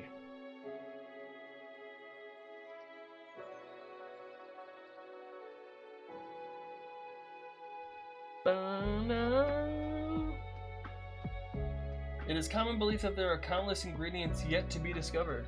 That's cool. Okay, so what do we have? Seawater and a campmite. Let's say, so this campmite is a small spherical bug covered in stiff hairs that enable them to stick to fabric and even skin. They are drawn to the warmth of campfires and bedrolls, a fact attested by anyone who spent more than a couple of nights sleeping under the stars. They just got one in a little jar that they keep alive, just as like a specimen. What's the sea? It was seawater. Seawater is a staple in many potion brewing processes, but some master potion makers will demand seawater from certain areas due to particular elements, minerals, or energies. A master can taste the difference in the waters around Obojima, so don't even try to fool them with any old seawater. Speaking of. Ooh, no diggity? Hey, Crispy, thank you so much for the subscribing on Twitch. I really appreciate that. That's so amazing of you. No, it's California Love. My bad. Thank you so much, Crispy. Appreciate you. Appreciate you. Boom, boom, boom, boom, boom. This is dope. You get stars.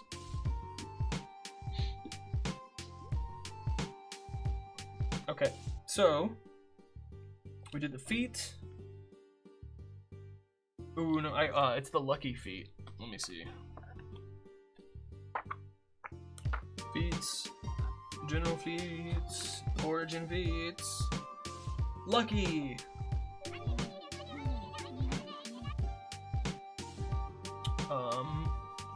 2 luck points. Yo, this song is dope.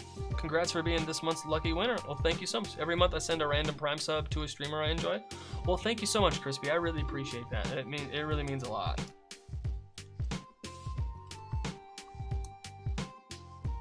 So I can give myself advantage, or I can give someone else advantage. Or disadvantage. So that's cool. Got 2 luck points. What is it? Page 201. Just in case I need it. Probably don't need that. There we go. Back to page 36. Congratulations! You're the next contestant on The Price is Right. I did proficiencies. And then... I think I did that already. But let me check for fighter just to be sure. Fighter! Oh, choose 2. Acrobatics, animal handling, athletics, history, insight, intimidation, persuasion, perception, or survival.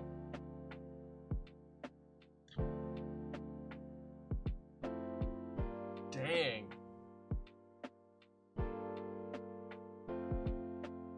Survival? No, acrobatics or athletics? Where are we? Well, let's do acrobatics.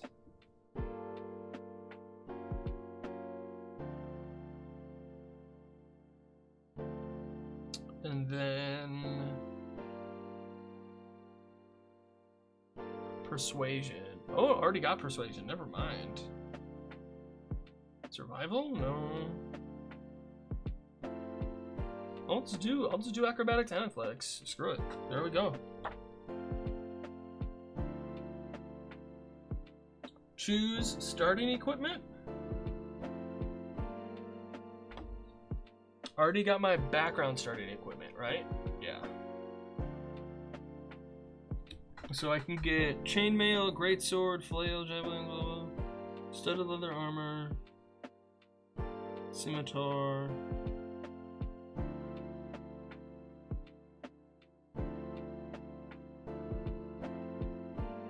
I think I want the studded leather armor. Hold on a second.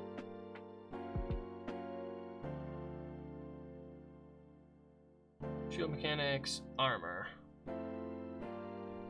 Studded leather armor. All the spells. So many spells. 12 plus dex.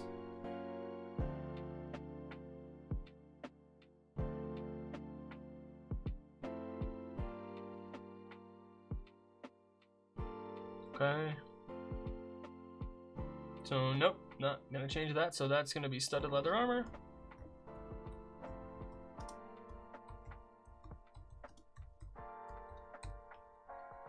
That's gonna be. I feel so lucky today. It's been such a good Saturday. Thank you, everybody. Scimitar, short sword. Oh, scimitar. Scimitar, simian. Scimitar. Scimitar is a martial weapon. Martial melee weapon. So it's a D6. What's a bellow flute? Okay. All right, that's interessante.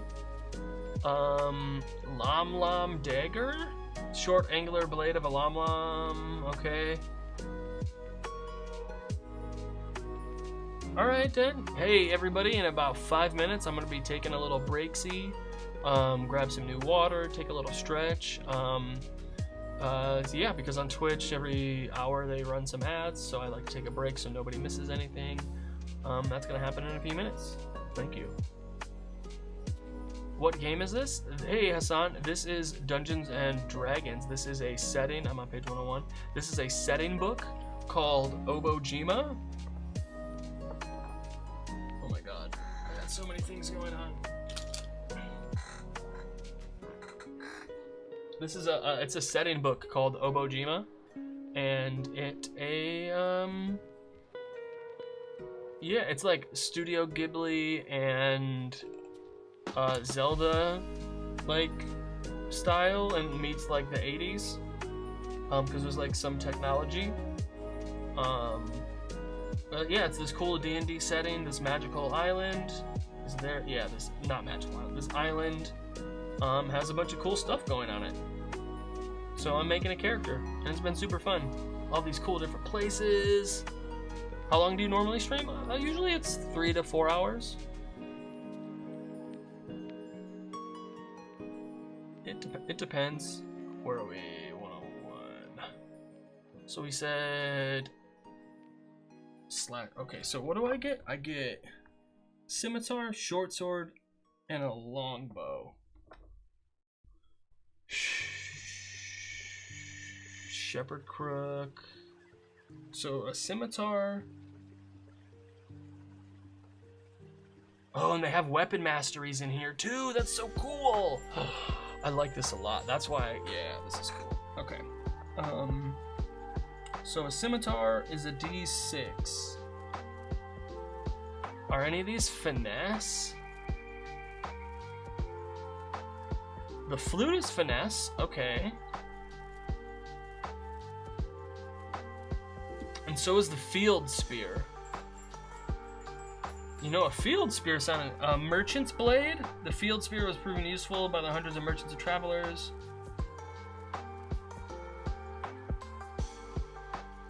Okay. Vertebrae sword.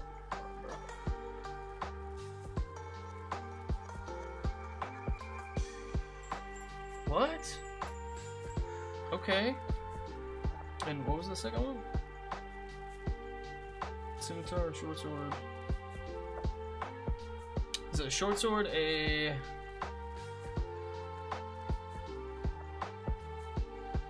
also a martial melee martial weapon. A frying pan? What's special? Frying pan. Bonus action to gain +1 to your AC. It's awesome. But no, I'm not gonna wield it. Should I have a frying pan?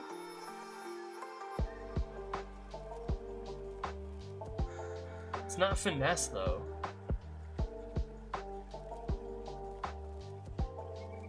Lom dagger. Oh, let's. I want to do. No, I'm gonna do a fields. Ugh. No, I can throw it. Get pushed with the Lom dagger? That sounds weird. Flute? Because finesse means you can do strength or dexterity. Yeah. Well, no. I like dex characters. I don't know why. What's a tapper sack? That just sounds weird, bro. Okay.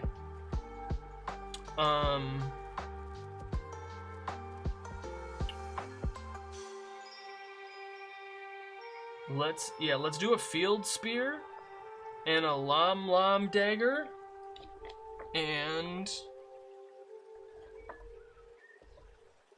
what?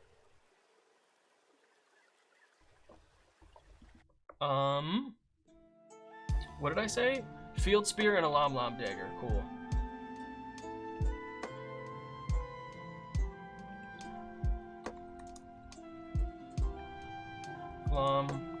Lom dagger.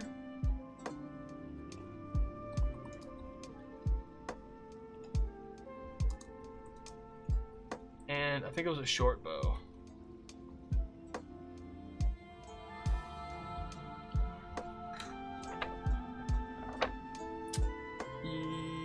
No, a long bow. Holy cow.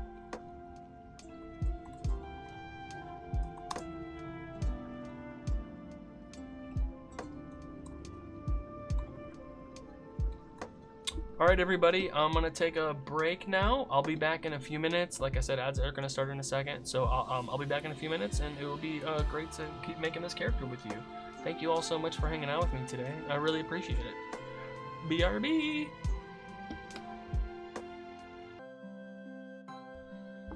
And we are back. Thank you everybody for stopping by and hanging out. Really appreciate you so much. Where were we? Wow. Moko, thank you so much for the follow over on Twitch. Yeah, let's go.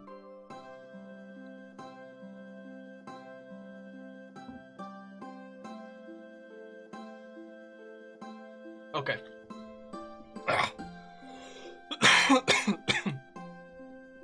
So we have the field spear and the Lom dagger.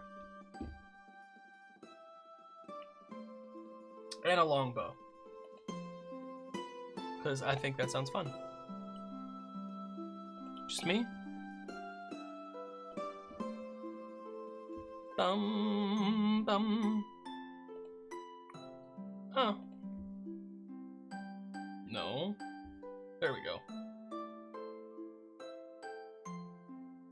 There we go. Earthwake.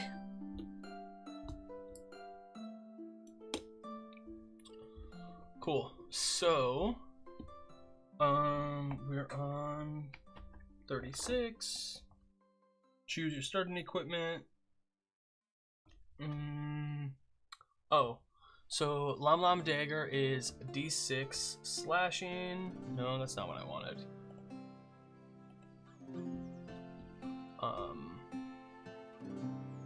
Attack bonus, D6 damage type, 1d6. Come on. Slashing. And we have finesse, light, thrown, push.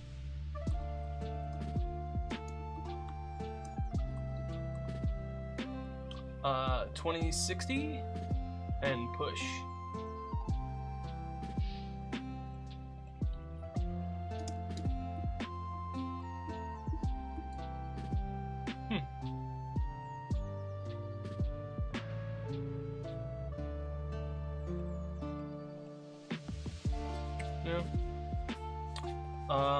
Push.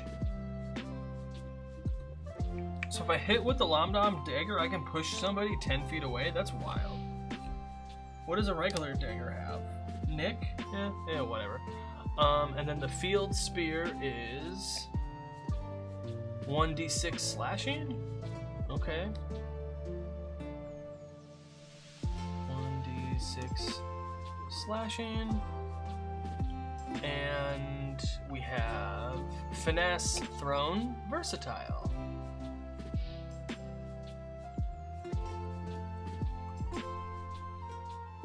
Thrown, versatile, topple. And it's what is it? 30-90 and a d8. Thrown, 30-90. And then versatile is a d8. You can call it /d8.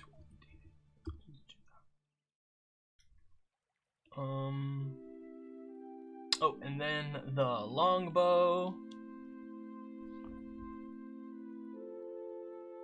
is a d8 piercing. 1d8.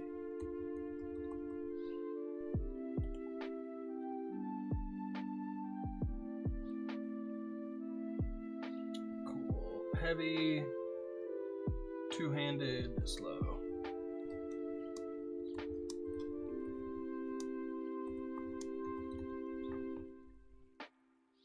Wait, what does heavy mean? Oh, okay. We're fine. Oh, range 150, 600? Holy cow.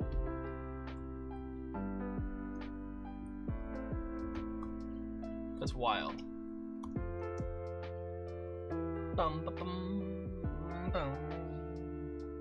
Okay, back to page 36. Starting equipment, we did species, because we're going to be a Nakudama. Where'd we go? We're going to be a little frog person. It's going to be a good time. Right, little frog guy?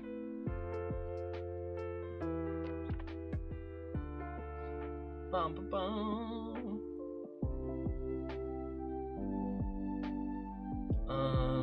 Oh, I wonder. Where is it? Names? Are there names? Entrances, point of interest, Retro hooks, NPCs. Man, I wish there was names. How are there not names?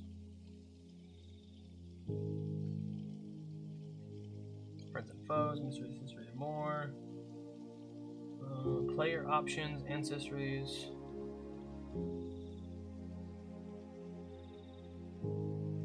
Man.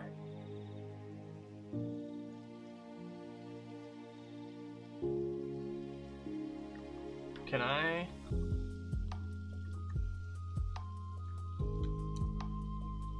Ba, ba, ba. Naku.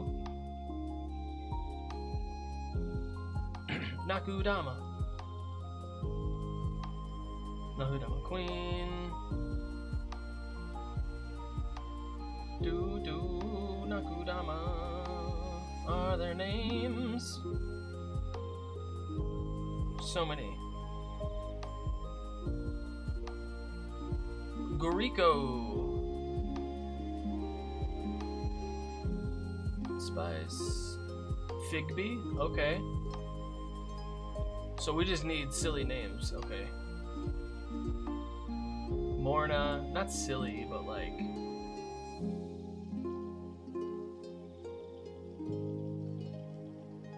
What song is this? Oh, just nothing. Okay. Let me see...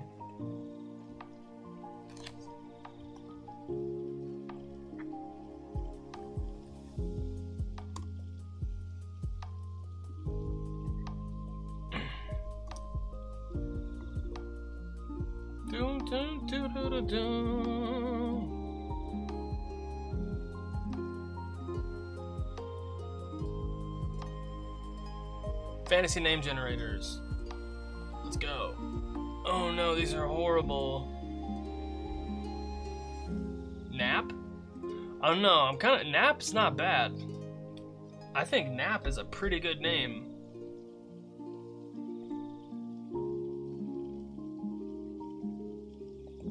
Or Reap? No, Nap is pretty good. Oof. Niche? No.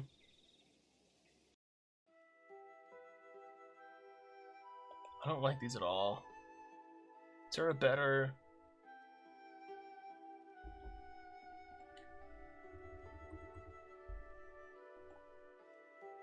Bullywug names? Here we go. These are kind of better.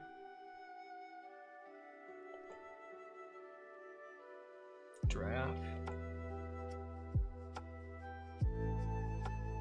Kind of, yeah, I think I'm going with Nap.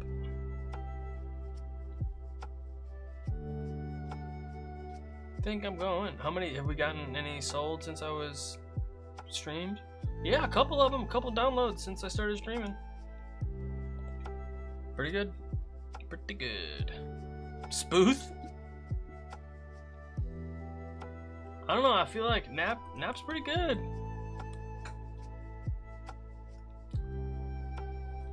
Come on. You're telling me this little guy couldn't also be called Nap? Come on. This totally could be a person named Nap right here, easily.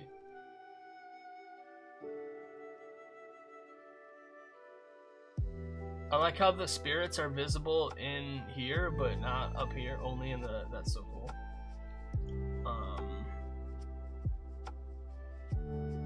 Master Lam? Is that why it's called a Lam Lam dagger?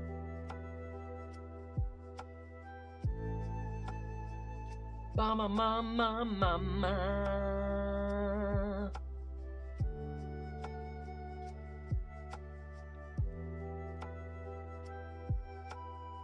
Secret stone sword.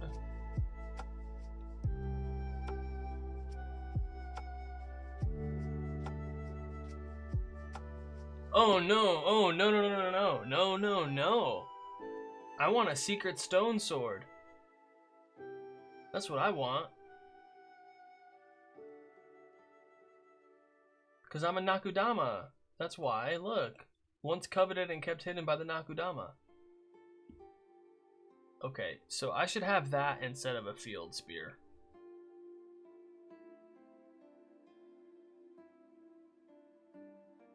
Yeah. See, it'd be like that sometimes. What's it called? It's called the Secret Stone Sword.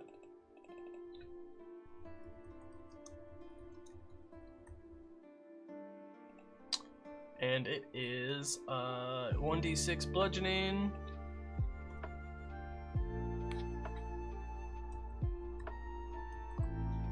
And we're also,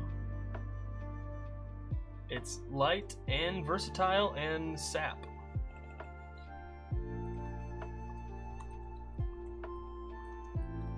Was it d6 or a d8? And then dun, dun, dun, dun, dun, dun. Feather rock, what's that?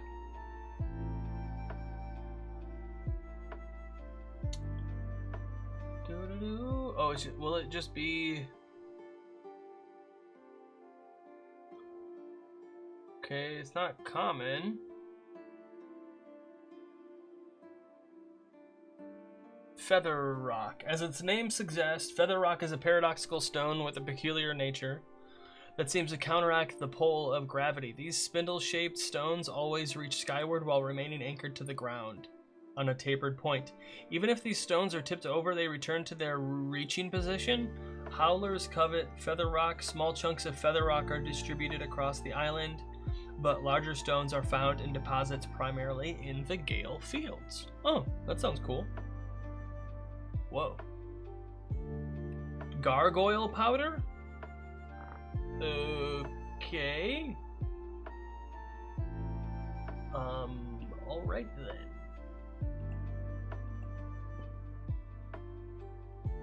Alright, where were we?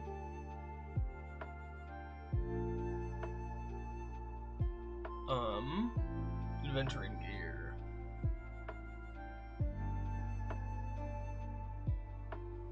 I changed the sword. I did species. Cause I'm gonna be a little Nakudama frog guy. Named Nap. Tired, man. What do you think? Choose a species. I did that. Imagine your past and present. Don't care. I mean, I care, just not right now. Comment. Oh, I get another language.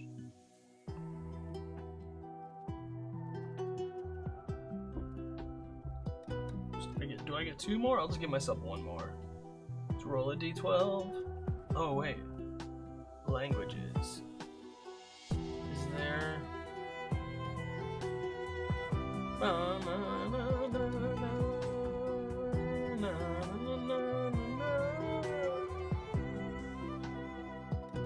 Okay.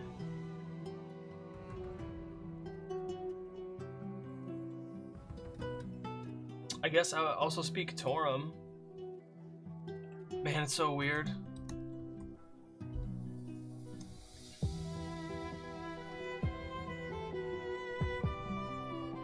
I have a magical forest in my world called Torum. It's so crazy. Alright, let me see. Dun, dun, dun, dun, dun, dun. Languages. Ability scores, here we go. I'm just using the standard array because I don't really care too much. My proficiency bonus is +2, I know that. So standard array for fighter, I love. That's one of my favorite things in this book is the standard array chart by class. It's so good. It's so helpful for new players. I use this all the time when making character sheets for like one shots for new players. It's so easy to have. So helpful. Okay, here we go. Generate your scores. Assign ability scores. Adjust ability scores. Okay, so we got, I'm going fighter, so we got 15, we got a 14, we got 13, 8, 10, 12, 8. Yo, the music's slapping. Oh, mind plugging the music? It's great. Hey, Jacob, yeah, it is from on Spotify from Chilled Cat Music. It's a playlist called the Lo-Fi Tavern, Chill Medieval Lo-Fi Beats. This song right now is from Medieval Cat and Medieval Monk. It's Gangster's Paradise. And that last one was Black Flag by Al-Hivi and Dragon Age. Yeah, music's going like real good right now. So then I adjust my ability scores. Boom, boom, boom, boom, boom, boom. I adjust my ability scores based on here. So I have Constitution, Intelligence, and Charisma. Constitution, Intelligence, Charisma.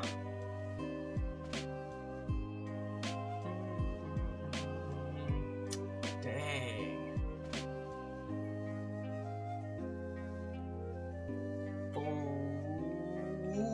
Ooh, I'm gonna make that a 14.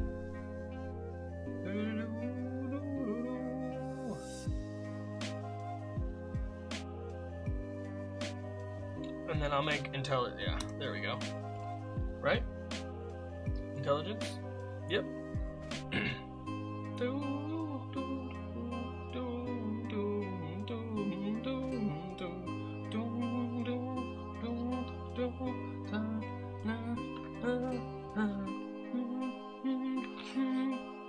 Okay, sorry.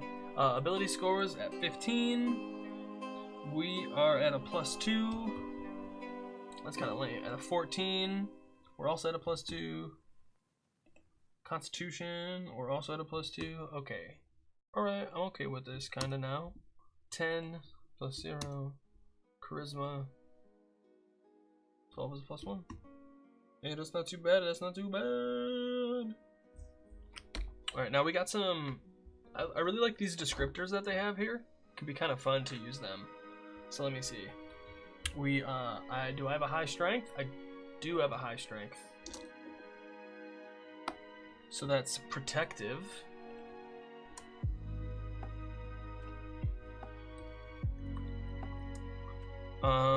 Dexterity? Yeah, we got a high dexterity. Fidgety. Do a backflip for $1. Do do do do do.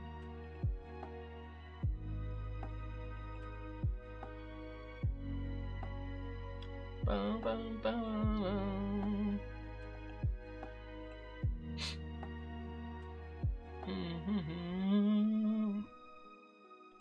Dude, what's funny is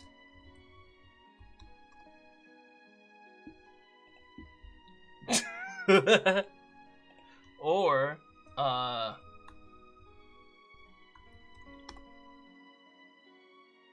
no. Oh no, it did it. Aha. So we got fidgety. Let's see. Constitution is also high. 4 is stable. And then intelligence, we'll say low. Boop! Hey Kit, what's going on? Thanks for stopping by. It's so good to see you. 1 artless. Oh man. Oof. I don't like that. I can't say everything is high. I gotta say it. I don't like artless. I like frivolous better.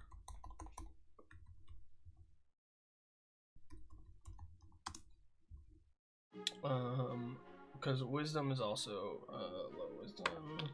That's a 3. Oblivious. Okay, I can see that. Distracted. Distracted? Oblivious. What's the difference between a distracted and oblivious?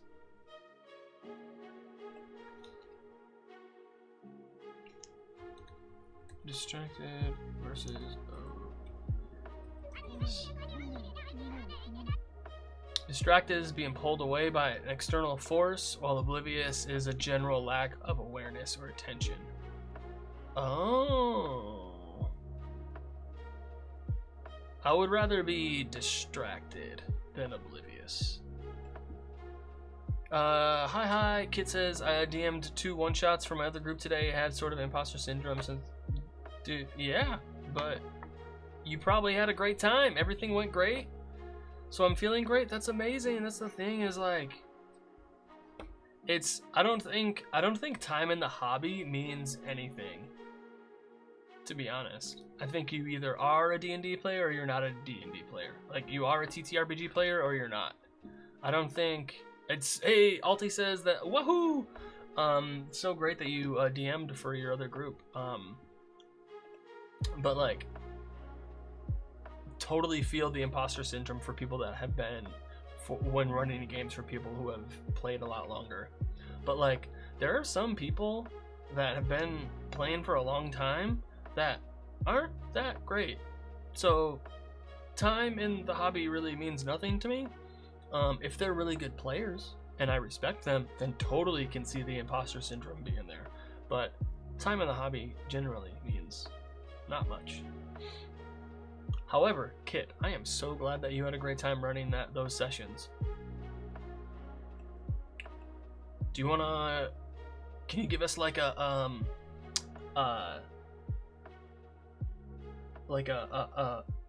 movie synopsis, like poster style, like 1 or 2 sentence of like what happened. Let me see. Distracted. See? Distracted. See? They were super helpful and respectful. Yeah, see? That sounds like a great table to play with.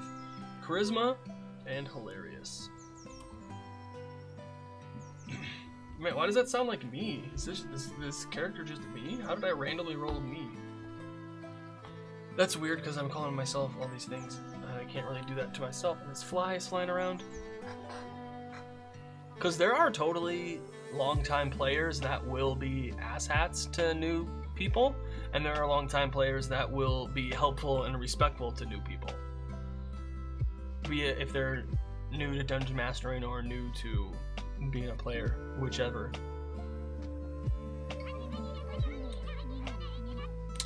The first one shot, they had to investigate a music box, which made them fall asleep, and they were transported to the nightmare realm. Ooh.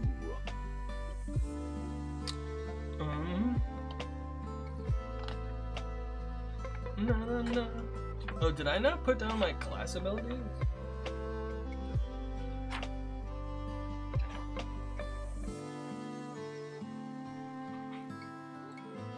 See chapter 3.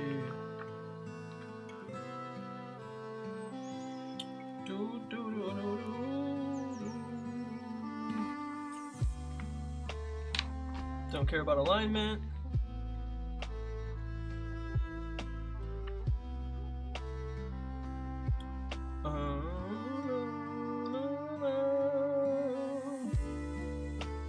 Class features. No, I'm gonna do, yeah, class features.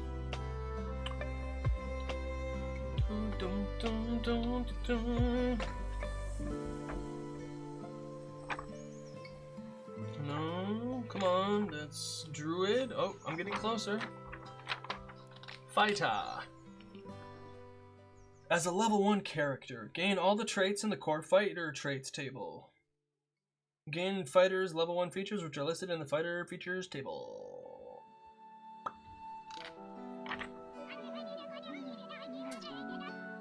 Silence was the key. They managed to be creative with the puzzles, and I had to play 2 NPCs running with the party since there were 3 PCs, and those one-shots are planned for 4 to 5 players. Yeah, it can be tough.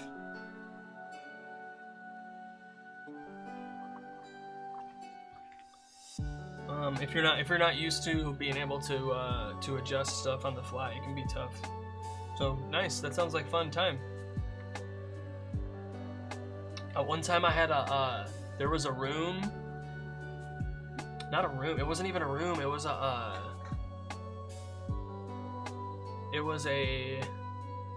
They were in the sewers and they came to this chamber that had like an obelisk inside of it. But once you stepped like into the room, it was completely silent. Like the silence spell was stuck here. And they noped out of there very quick. I don't even think they made any rolls or anything. They were just like, wait, what? No, done, out of here, we're going somewhere else. That was fun. Fighting style. So I get a fighting style? That's super cool. Yeah, luckily I had 2 great NPCs, an alchemist artificer and a battle master fighter.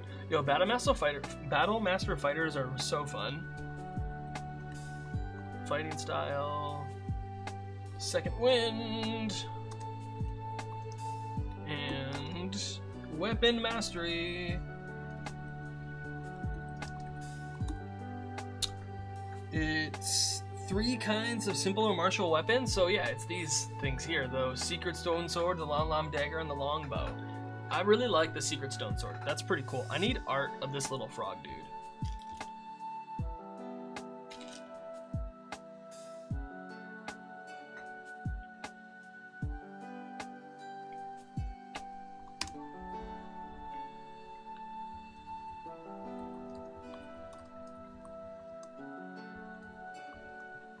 I get 3.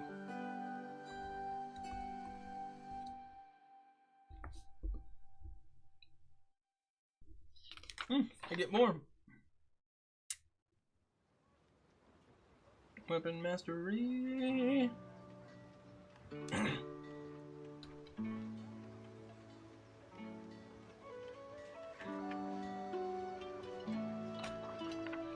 Hey, God King Oregano, what's going on? I am making a D&D character. Second, making a fighter using the Obojima setting book, and I'm making a spirit fused fighter. It's gonna be pretty cool. I'm really excited for this. But first, I gotta get the level one part done. So second wind is a D10. Was it a bonus action? Bonus action. 1d10 plus 1 HP. But anyways, they encountered a couple of shadow monsters who were inhabitants of the village. After the boss fight with some nice lair actions, they woke up from the nightmare and they realized the 3 were dead. Oh. But were they like... So they were really shadow people and they were pretending to be villagers. Or were they shadow people that had taken over villagers?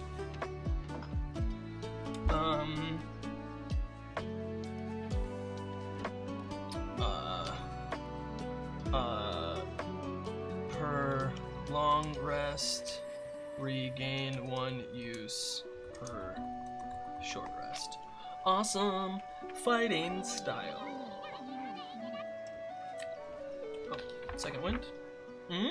Oh, cool. You get more second winds and more weapon masteries.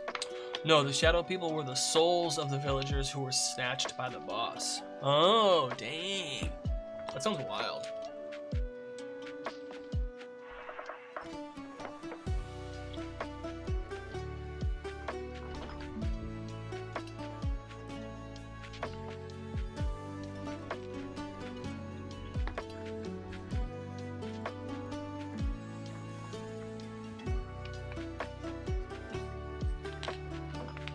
Fighting style.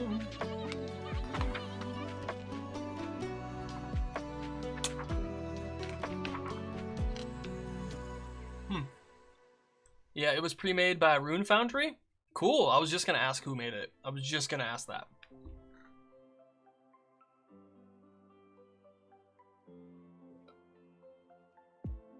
I don't think I've played any of their stuff, but I've heard that name before.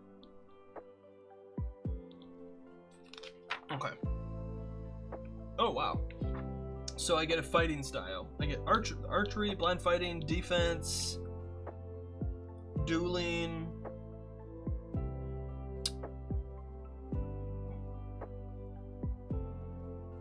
great weapon fighting,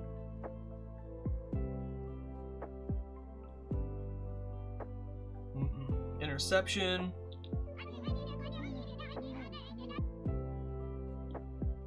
then we played Druids of the Carnivorous Grove. Whoa, that sounds cool. I really like the names of those. I really like the names of those adventures. That sounds pretty cool. Protection, thrown weapon fighting, 2 weapon fighting, unarmed fighting. Should I do defense?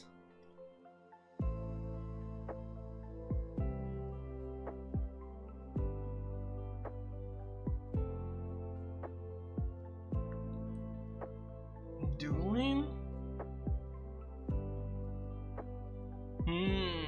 What do you think? What's a Nakadama? Sorry if I got that wrong. Yeah, no, you're good. All good, Zolatoi. Nakudama is this frog creature right here. I'll get rid of myself for a second. It's this little frog dude. Over here. And they are these little humanoid frog creatures that are that are some of the first inhabitants of the island of Obojima.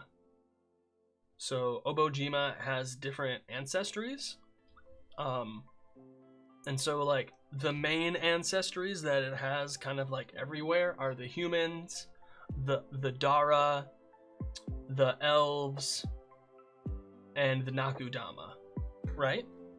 if you want to be one of the other ancestries from Dungeons and Dragons, there's Dragonborn, gnomes, half-orcs, tieflings, dwarves, stuff like that. That you gotta kind of like provide context as to how you would exist in the world of Obojima. What's the webpage? I need ideas for my campaign. This is from this is 200 pages, bro. No, 300. This book is thick. It's a thick little boy. This is a big boy. Almost 400 pages. Let me pull up the website really quick. I got you. Right. Okay. So if we go to, we already did this earlier today too. Here we go. It is the PDF is $30, and I believe the book is $50, and the hardcover is $50. Yeah.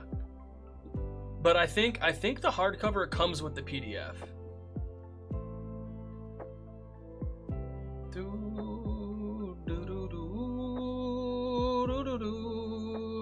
Maybe not.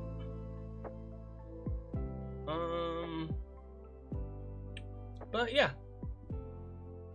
it's good stuff. I really am enjoying it. The book is, it's so beautiful. It's such a beautiful book. But yeah, because they have, actually, let's go check something out. I made a Studio Ghibli inspired D&D setting. No, stop it. Videos, they just came out. Yeah, check this out. They're making a cozy pixel game, right? And then they're also making some board games and stuff too. So we're getting much more stuff from them, and it wouldn't surprise me if over time, we get more books, we get more islands. So it's super cool, Zolotoy. Yeah, highly recommend taking a look at it. But all right, where was I? Fighting style, defense or dueling? What do we think, chat? Defense or dueling? I need to change this back. There we go. So defense gives me a +1 bonus to my armor class while I'm wearing armor, but dueling gives me +2 bonus to damage with melee weapons. So which one of those do you think would be a good idea?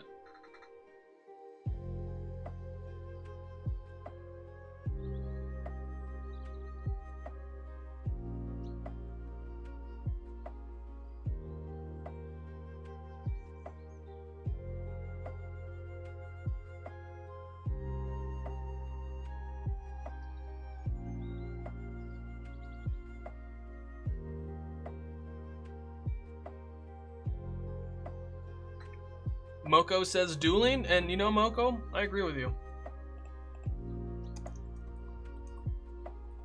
Dueling is +2 to damage.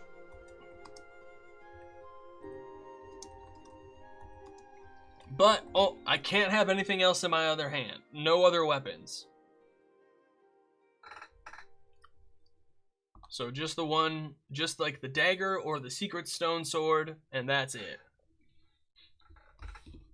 But that's pretty good. That's a good bonus. Back the page. Okay. Fill in numbers. Saving throws. For the saving throws you have proficiency in. I'm gonna go back. I kind of liked. Do you guys like seeing the book here? Do you guys like having this, or would you not rather have the book? Which one do you like better? Or would you rather have my webcam up here like this? Alright.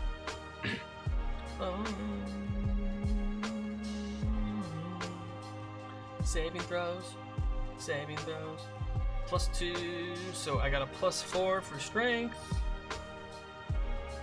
I got a +2 for con. No, +2 for dexterity. I got a +4 for constitution. +0 for intelligence. That checks out. +0 for wisdom. And a +1 for charisma. Bum, bum, bum, bum. Man, this music's slapping. Sorry. Skills. Cool.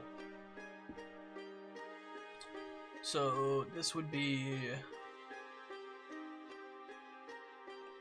+4. +4. We got a nope, come on. A +2. And a +2 for stealth. There we go. I really like this. This one is so much better. +0. These are all +0. 0, 0, 0, 0, 0, 0. Oh my god. So many zeros. Me. What? Huh? What is going on here?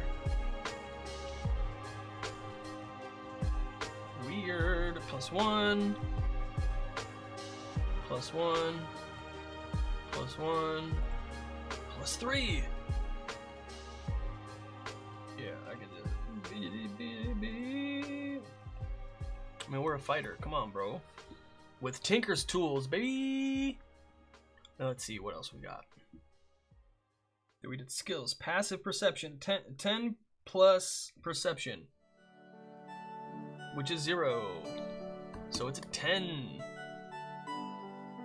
Hit points, 10 plus my con modifier, which is +2. So 12. What song is this? The Shire. Killing it. I messed this up. I need to switch these. 14.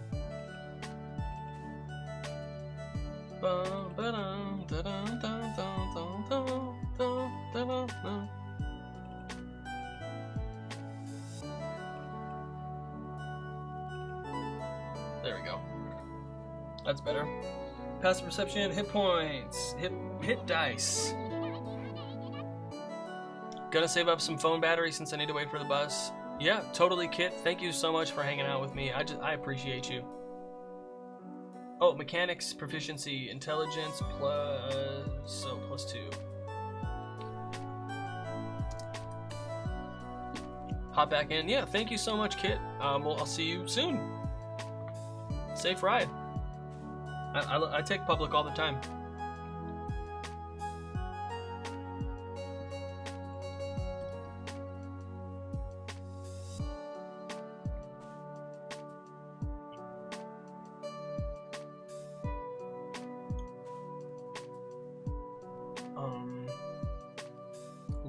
Studded leather is 12 plus dex, so that would make it 14, right?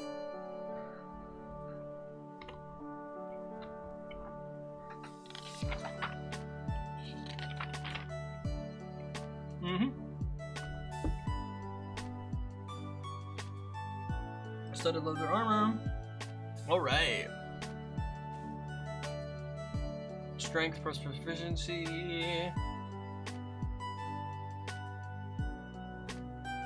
Which would be, so +4.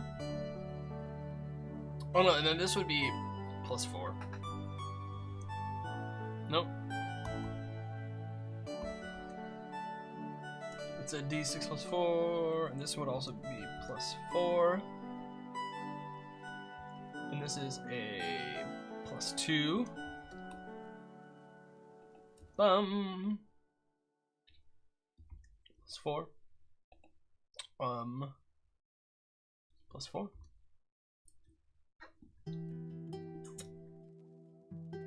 Eh.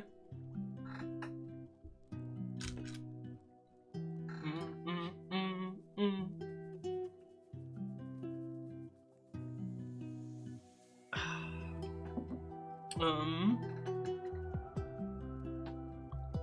bum, bum, bum, bum. So I don't have any spells. I already named my character. Cool, there we go. That's first level. Now we gotta go to level 2.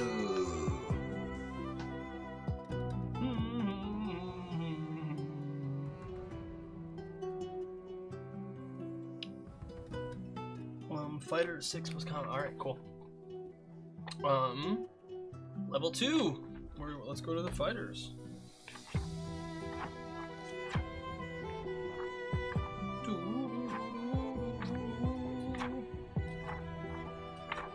Paladin, come on. Alright, what do I get at level 2, baby? Action Surge.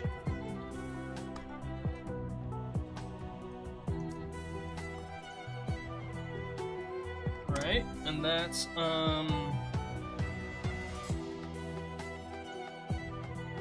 1 per short or long rest.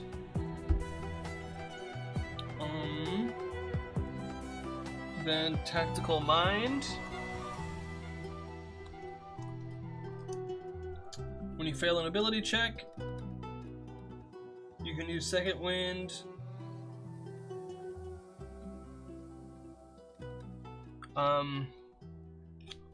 When you fail an ability check, you can use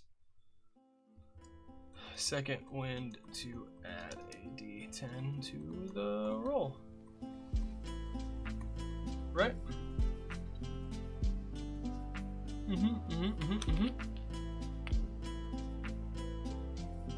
Awesome. I think that's it. Yep. But then my hit dice go up by 1, and we're just gonna do the average HP. So it's 6 plus 2, which is 8. So my HP goes to 20. We're at level 2. Yeah. Do do do do do do do.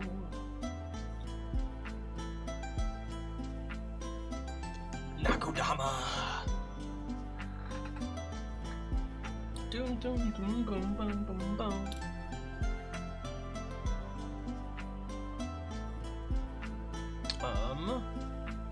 What else we got? That was level 2. Now at level 3, it's just the fighter subclass, which is gonna be, come on, so many things. Yes, finally the Spirit Fused Fighter. Spirit Fused.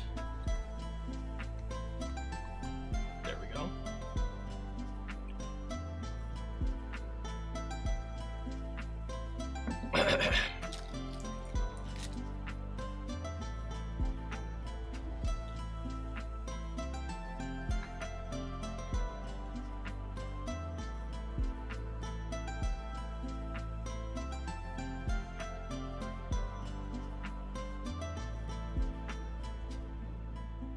Alright, sorry about that. So, okay, here's what's going on.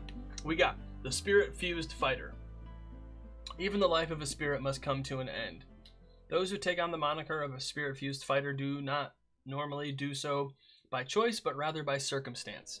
To become a Spirit Fused Fighter, you must first become the vessel of a dying spirit. A process that can't be sought after willingly, as no one truly understands how or why this occurs. All that is known is that the spirit's mind and body have passed on, and its essence now coexists within the fighter, granting them abilities beyond of a normal spirit. Those who harness this energy can channel its latent energy into those who harness this power can channel its latent energy into objects which produce a magical quirk or powerful attacks. These arcane tricks are how these unconventional warriors fight, and are the reason they have garnered so much attention and interest on the island. So, I get an arcane quirk.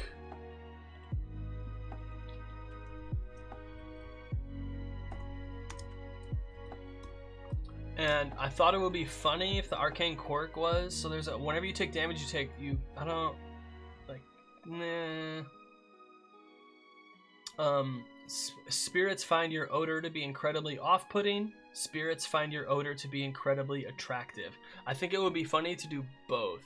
Like, some spirits find it attractive and some are like, nah.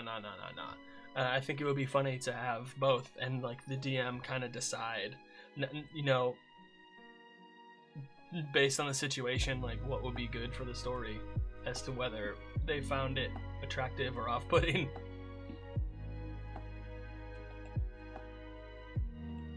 I think that would be funny.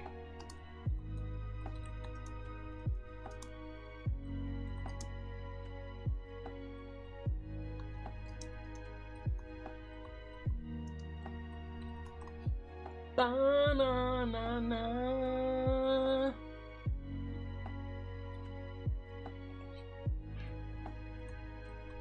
There we go. What else do we got? Channel Essence. You gain the ability to channel spirit energy into your attacks. Channel Essence.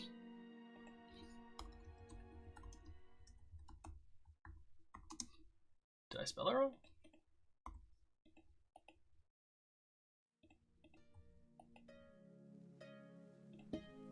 There we go. And then I get 4d6 and oh, I also have unarmed strike too. Hey y'all, in 5 minutes I got a break coming up. I'm gonna take a little fiver while some ads play, and I'm gonna take a little break, get some water, stretch a little bit, and I'll be back. Moko says, I have to head out, but good chatting. Really enjoy your content. Appreciate the mission. Hey, thank you so much, Moko. Thank you for joining. I really appreciate you following on Twitch and everything. It really means the world to me. Please stop by Discord sometime. Or, you know, I'll be back here next Saturday, every Saturday at 12 p.m. Pacific Standard Time, doing D&D stuff, answering questions, hanging out. So please join me. Can't wait to see you. Thank you so much for hanging out with me today, Moko. I really appreciate it.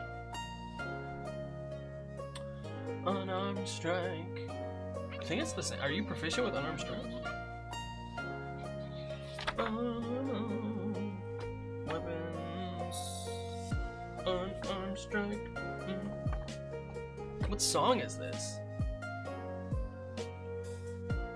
Old Town Road.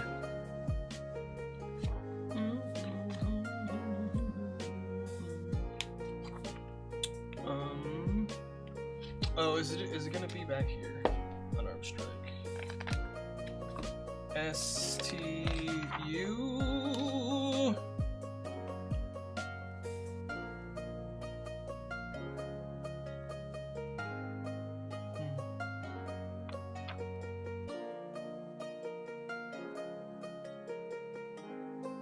Alright. Yep, and so it's a +4. And it's 1 plus my strength mod, which is 2, so 3 bludgeoning.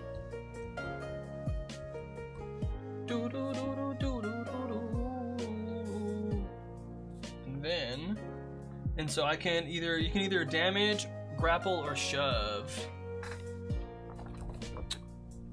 Damage, grapple, or shove. Hey, Alpha Crimson, how are you doing today? Thanks for stopping by. Thanks for hanging out.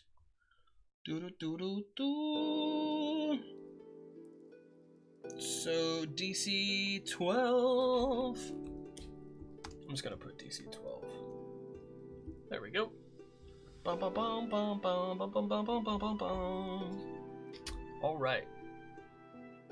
Yeah, D&D. I am making a D&D character from this book called Obojima. I'm making a spirit-fused fighter. I am really excited with this. I am going to be taking a break here in a couple of minutes when the ads start. But yeah, okay, so where are we? Channel Essence. So Yeah, I'm super excited. Oh, did I even? Let me do this really quick. 3d10, level 3. I go up by 8, so 28 HP. Cool.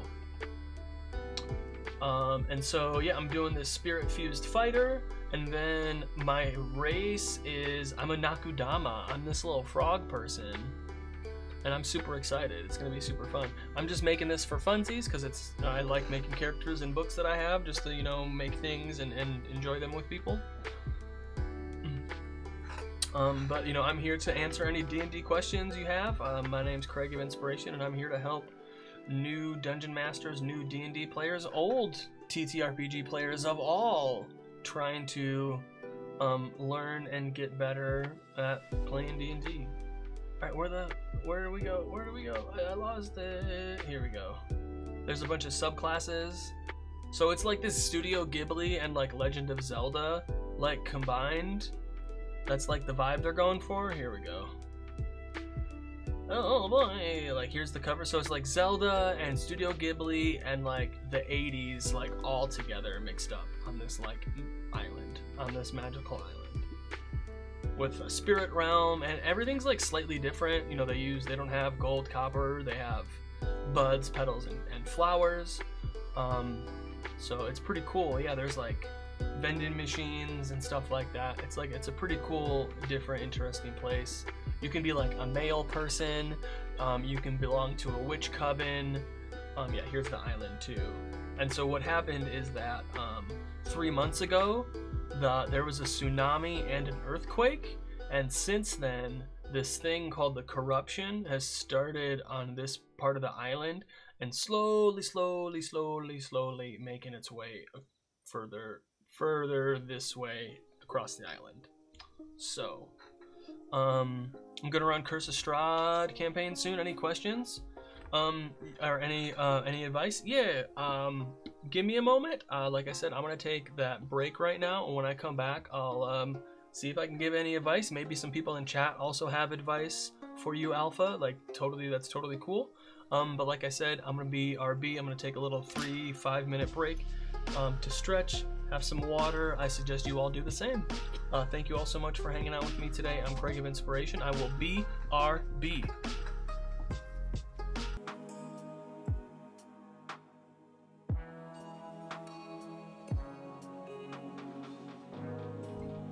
Hey everybody, and we're back. Hey Alpha, thank you so much for saying hi. I appreciate you so much. Thank you everybody for stopping by and hanging out. Gonna have to sleep, it's late for me. Thank you so much, Alpha Crimson. Yeah, hey, yeah, Curse of Strahd. I would hit up, there's a subreddit for Curse of Strahd, and there's a Discord for Curse of Strahd, and I would hit them up for help, like for sure. Don't be afraid to change what feels weird to you, and above all, make sure your players know the type, the themes and the type of story that they're getting themselves into, so that they can play along with it instead of against it, and everyone will have more fun that way by buying in. And then just make sure everybody's having fun, including yourself. But thank you, Alpha Crimson. Take care.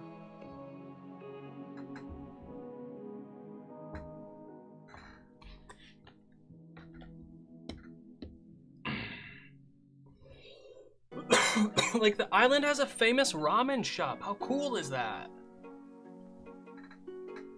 Alright, now I gotta pick... Oh, what song is this?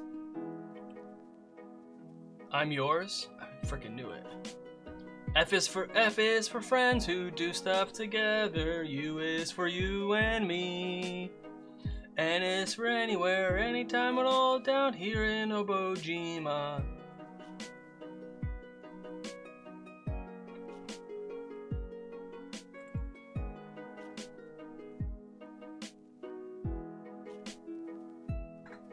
Just imagine some like bard in a tavern playing this.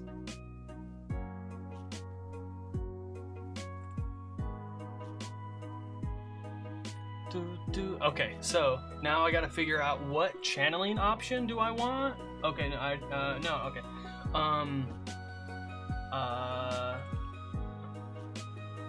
I can add to attack or damage roll.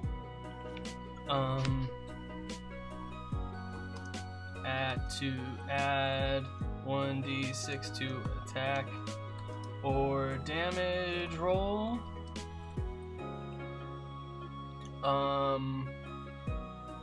When you make an attacker, you can expend an SSI roll. Add the number rolled to the attack roll or the damage roll.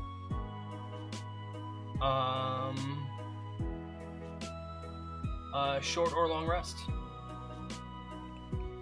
Per short or long rest. That's pretty cool. Music is super vibes right now. Like, I'm feeling it. I'm really glad I found this playlist. Lo-fi tavern, medieval lo-fi beats. It's like 5.5 hours long too. That's also why I like it. I can do a 3-4 hour stream and have different music the whole time. And then, okay, when you reach level 7, it's 5. When you reach level 10, it's 6. Whoa, that's cool. That's so many. You do it so often.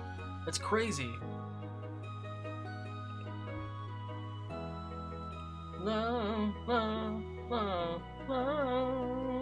Okay, sorry. What else do we get for level 3? I get object channeling. Proficiency in the salvage skill. Object channeling. And then so I get proficiency in scavenging. Scavenging.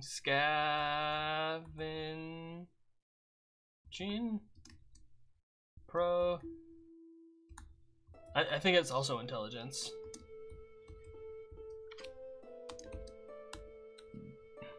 Scavenge.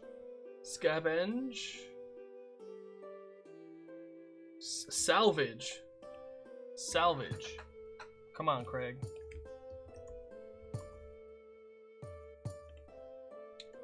And then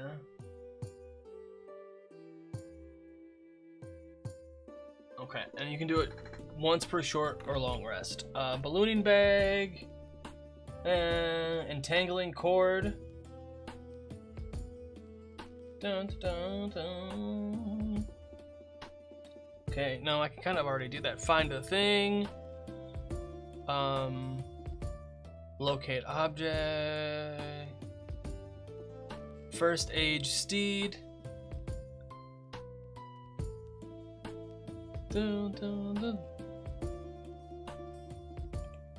Flowers. Goggled vision. Gives you dark vision, okay. Leaping sneakers, pocket voice.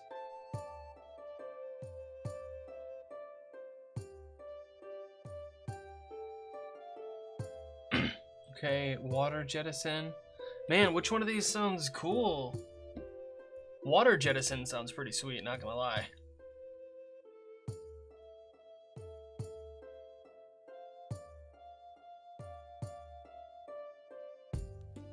Whoa.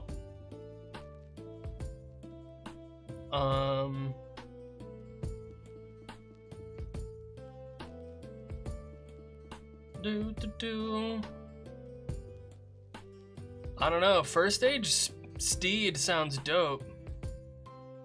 Frog on a moped? Wait, let me see. There's vehicles in here somewhere. Equipment, adventuring gear, bicycle, glider, sea-sink boots, hook sling.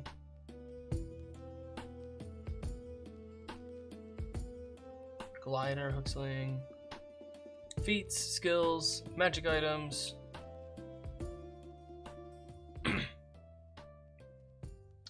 Sibling purses? Oh my god. That's so cool, sibling purses? What? Wow. You can pass things between the two purses if you're within 20 feet of each other?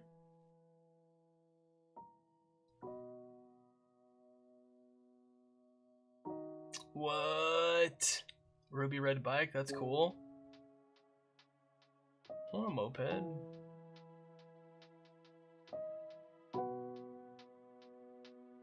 Dun, dun, dun, dun. Where are we at? There we go.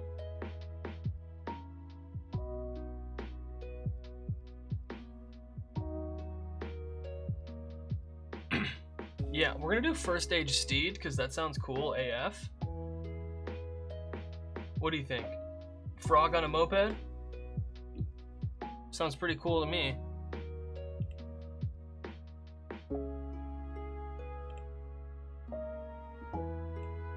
Object channeling, first stage steed. Moped. It's a magic action. Action.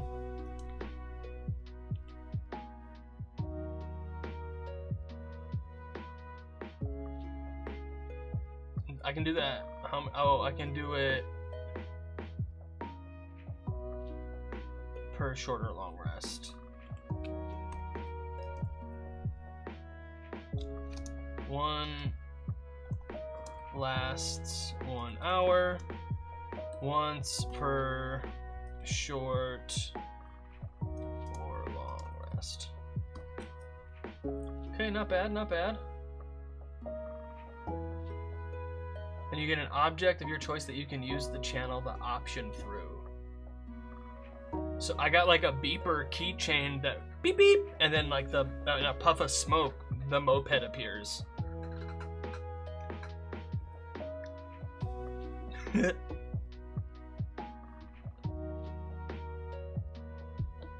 like that. Alright, what else do we got? That's all level 3 stuff. That's all the level 3 stuff. So that's pretty cool. So what else would we get over time? Level 7 Spirit Battery. You gain the Spirit Creature type. Okay. And you learn the Jolt Cantrip. Constitution is your spellcasting ability. When you target a machine with the spell, the machine is powered for an hour instead of 18 seconds.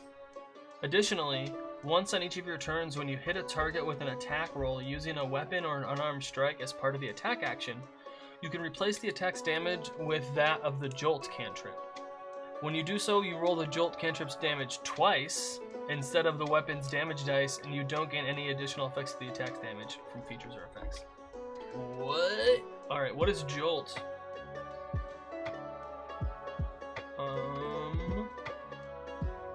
Dun, dun, dun, dun, dun, dun. No? Okay, come on. Ponder replay? Okay, potions. Boons. Companions. Oh, that was wild. I'm looking for...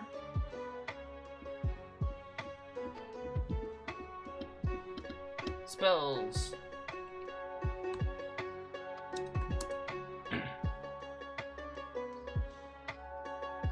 Feats? Alright, spells, here we go. Where is Jolt? Here we go. A jolt of electricity springs from you toward a creature or object you can see within range. Make a ranged spell attack against the target. It takes 1d8 lightning damage.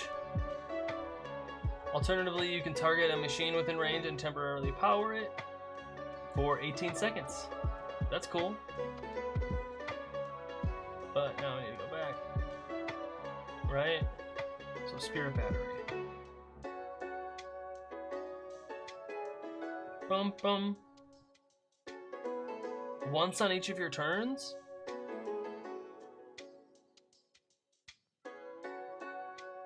You roll the damage dice twice?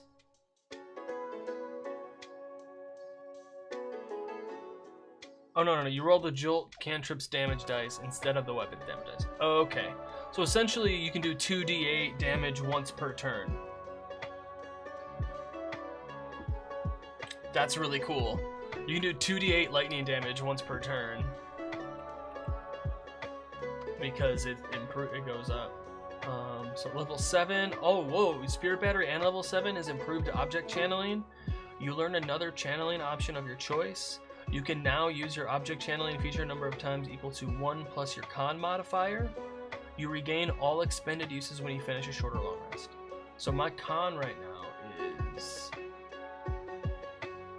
a +2. So 3 times per short or long rest. Holy cow. And I get another option also. So then what I would do is Water Jettison. I would take Water Jettison. As a bonus action, you spray a misty stream of water from a container on your person, such as a soda can, spray bottle, squirt water bottle, or water skin. When you do so, you gain the benefits of the disengage action and are pushed 10 feet in a direction of your choice. Yeah, I think that sounds awesome. Maybe he just squirts water out of his mouth. I think that would be super funny.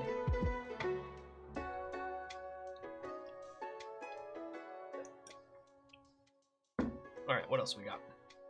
Level 10. You learn to channel your energy into objects you are wearing, causing them to be harder than steel for a brief moment. When you are hit by an attack roll, you can take a reaction to expend 1 essence die and add the number rolled to your AC against the attack, potentially causing it to miss you. That's cool. Adding a d6 to your armor for a reaction? Okay, I'll take it. Level 15 Backup Battery. You learn to draw on the spirit energy within you to gain a quick rush of energy. You gain an additional use of your second wind. In addition, when your hit points drop below a number equal to your fighter level, you can use your second wind immediately. Whoa! Okay, that's cool. I like that a lot. When your hit points drop below a number equal to your fighter level. So at this point, when you get below 15 hit points, you can use second wind instantly. Which is, at level 15, second wind is a d10 plus 15. So that's pretty good. And then level 18, Junk Master. That's awesome. That's really cool. I like that a lot. I would put that on a magic item and just give that to people. When you learn another channeling option of your choice. In addition, when you roll initiative, you regain expended uses of your object channeling feature until you have 2, if you have fewer than that. What else would I get? So I did the Water Jettison. First Aid Steed. I don't know, like Find the Thing would be cool, I think. Or even Goggled Vision. Just picture the frog guy with a... Oh my god. The little froggo on a moped with a squirt gun and magic goggles. Oh, this is great. I'm loving this. Mama, no, no. Little candle guy. Languages, equipment, where's spells? I want to go back to spells. Magic items, spells. Bubble lift. You blow a bubble around any solid, granular, or liquid object that weighs 500 pounds or less. I mean, it's a level 1 spell slot. Holy cow. Conjure Ocean? That's wild.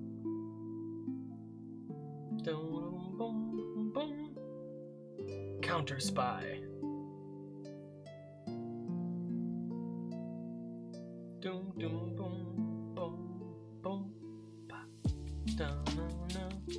Plummet. Bum bum bum bum bum.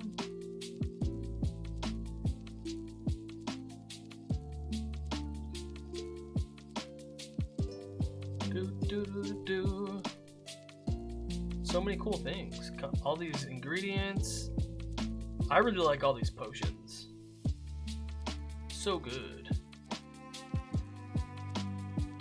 So So I think next week, let me see. You know what we should do next week on what I have in mind? Was running one of these adventures for the chat. What do you guys think? What do you think, companions? Companions! You gonna have a little game? You gonna have a little talking Game Boy?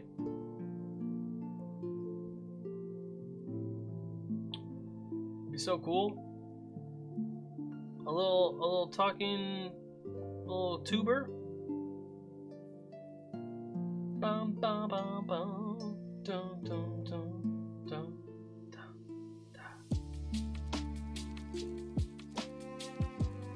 Dun, dun, dun, dun.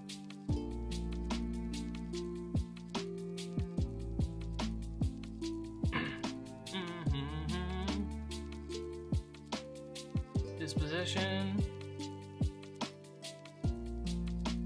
Barracuda. No.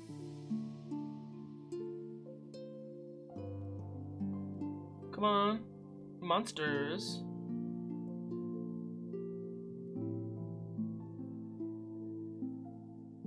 Level 2 character, The Curious World Within.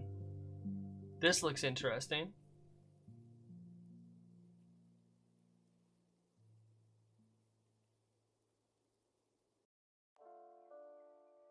I think that, oh man.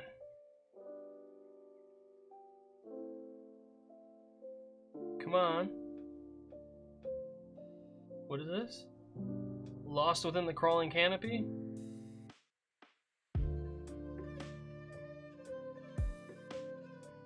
Meeting the sheep.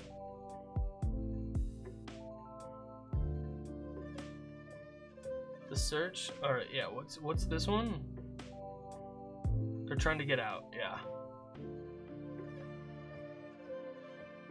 We'll see you all in book 2. Oh man, check that out. But yeah, I could see maybe Sunken Town, maybe Below the Shallows. Boop, boop, boop, boop, boop. Nah. Do this one. This looks fun. The Curious World Within. Adventurers have decided to help out a young postal knight, but they find themselves shrunk to the size of a mouse when they infiltrate a witch's workshop in hopes of procuring a letter. As they navigate the strange landscape, they'll have to fend off Bora bugs, handle pixie tricksters, talk to a giant cat, and perhaps even fight a giant Venus fly rat that calls the witch's bizarre workshop home. You know what? Yeah, that sounds super fun. Dun, dun, dun. You know what I'm saying? Know what I'm saying? The Curious World Within. Yeah. So that sounds fun. That's what we'll do next time. I'm glad we made this character together. That was super fun, y'all. I would really love to play Nap. This would be Nap, the Nakudama spirit fused fighter. Level 3, he's got 28 hit points. Dun dun dun dun. Oh, and his second win, 1d10 plus 3. Yeah, because that hasn't changed yet. They changed level 4. Yo, this is pretty cool. Not gonna lie. And Lucky, and the Lucky Feet. And the Lucky Feet. That's crazy. But, where are we at? Dun, dun, dun, dun, dun. I think it's time for me to head out, y'all. Let me find somebody. Thank you all for hanging out with me today. I'm gonna find somebody to raid really quick. Give me a moment.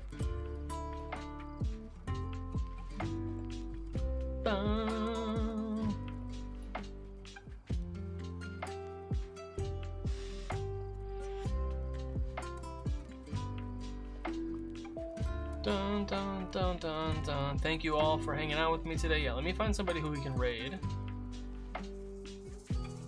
Bum bum bum bum. Liz. Kevin, Robert Hartley, Bob Ross, Warhammer 40k. Dun dun dun dun dun dun. Robert Hama. Let's do Robert Hartley. Have I rated them recently?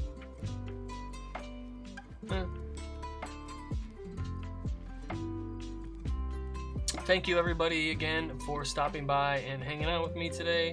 I appreciate you all so much. I will be back, like I said, next Saturday doing similar things, checking out Obojima. Maybe we'll do a little adventure together. It'll be super fun. We can answer D&D questions, talk D&D all day. It'll be a super great, fun, fancy time. Yeah, thanks a lot. I really appreciate you. Go find me on Discord. I got an awesome Discord server. Everyone's super helpful there. Find me on Twitch, Instagram, Threads, Coffee. Check out, I got free downloads on my Coffee page. Yeah, awesome. Thank you all so much for hanging out with me today. As always, I'm Craig of Inspiration. Good luck with your next session. I believe in you. See you in the future.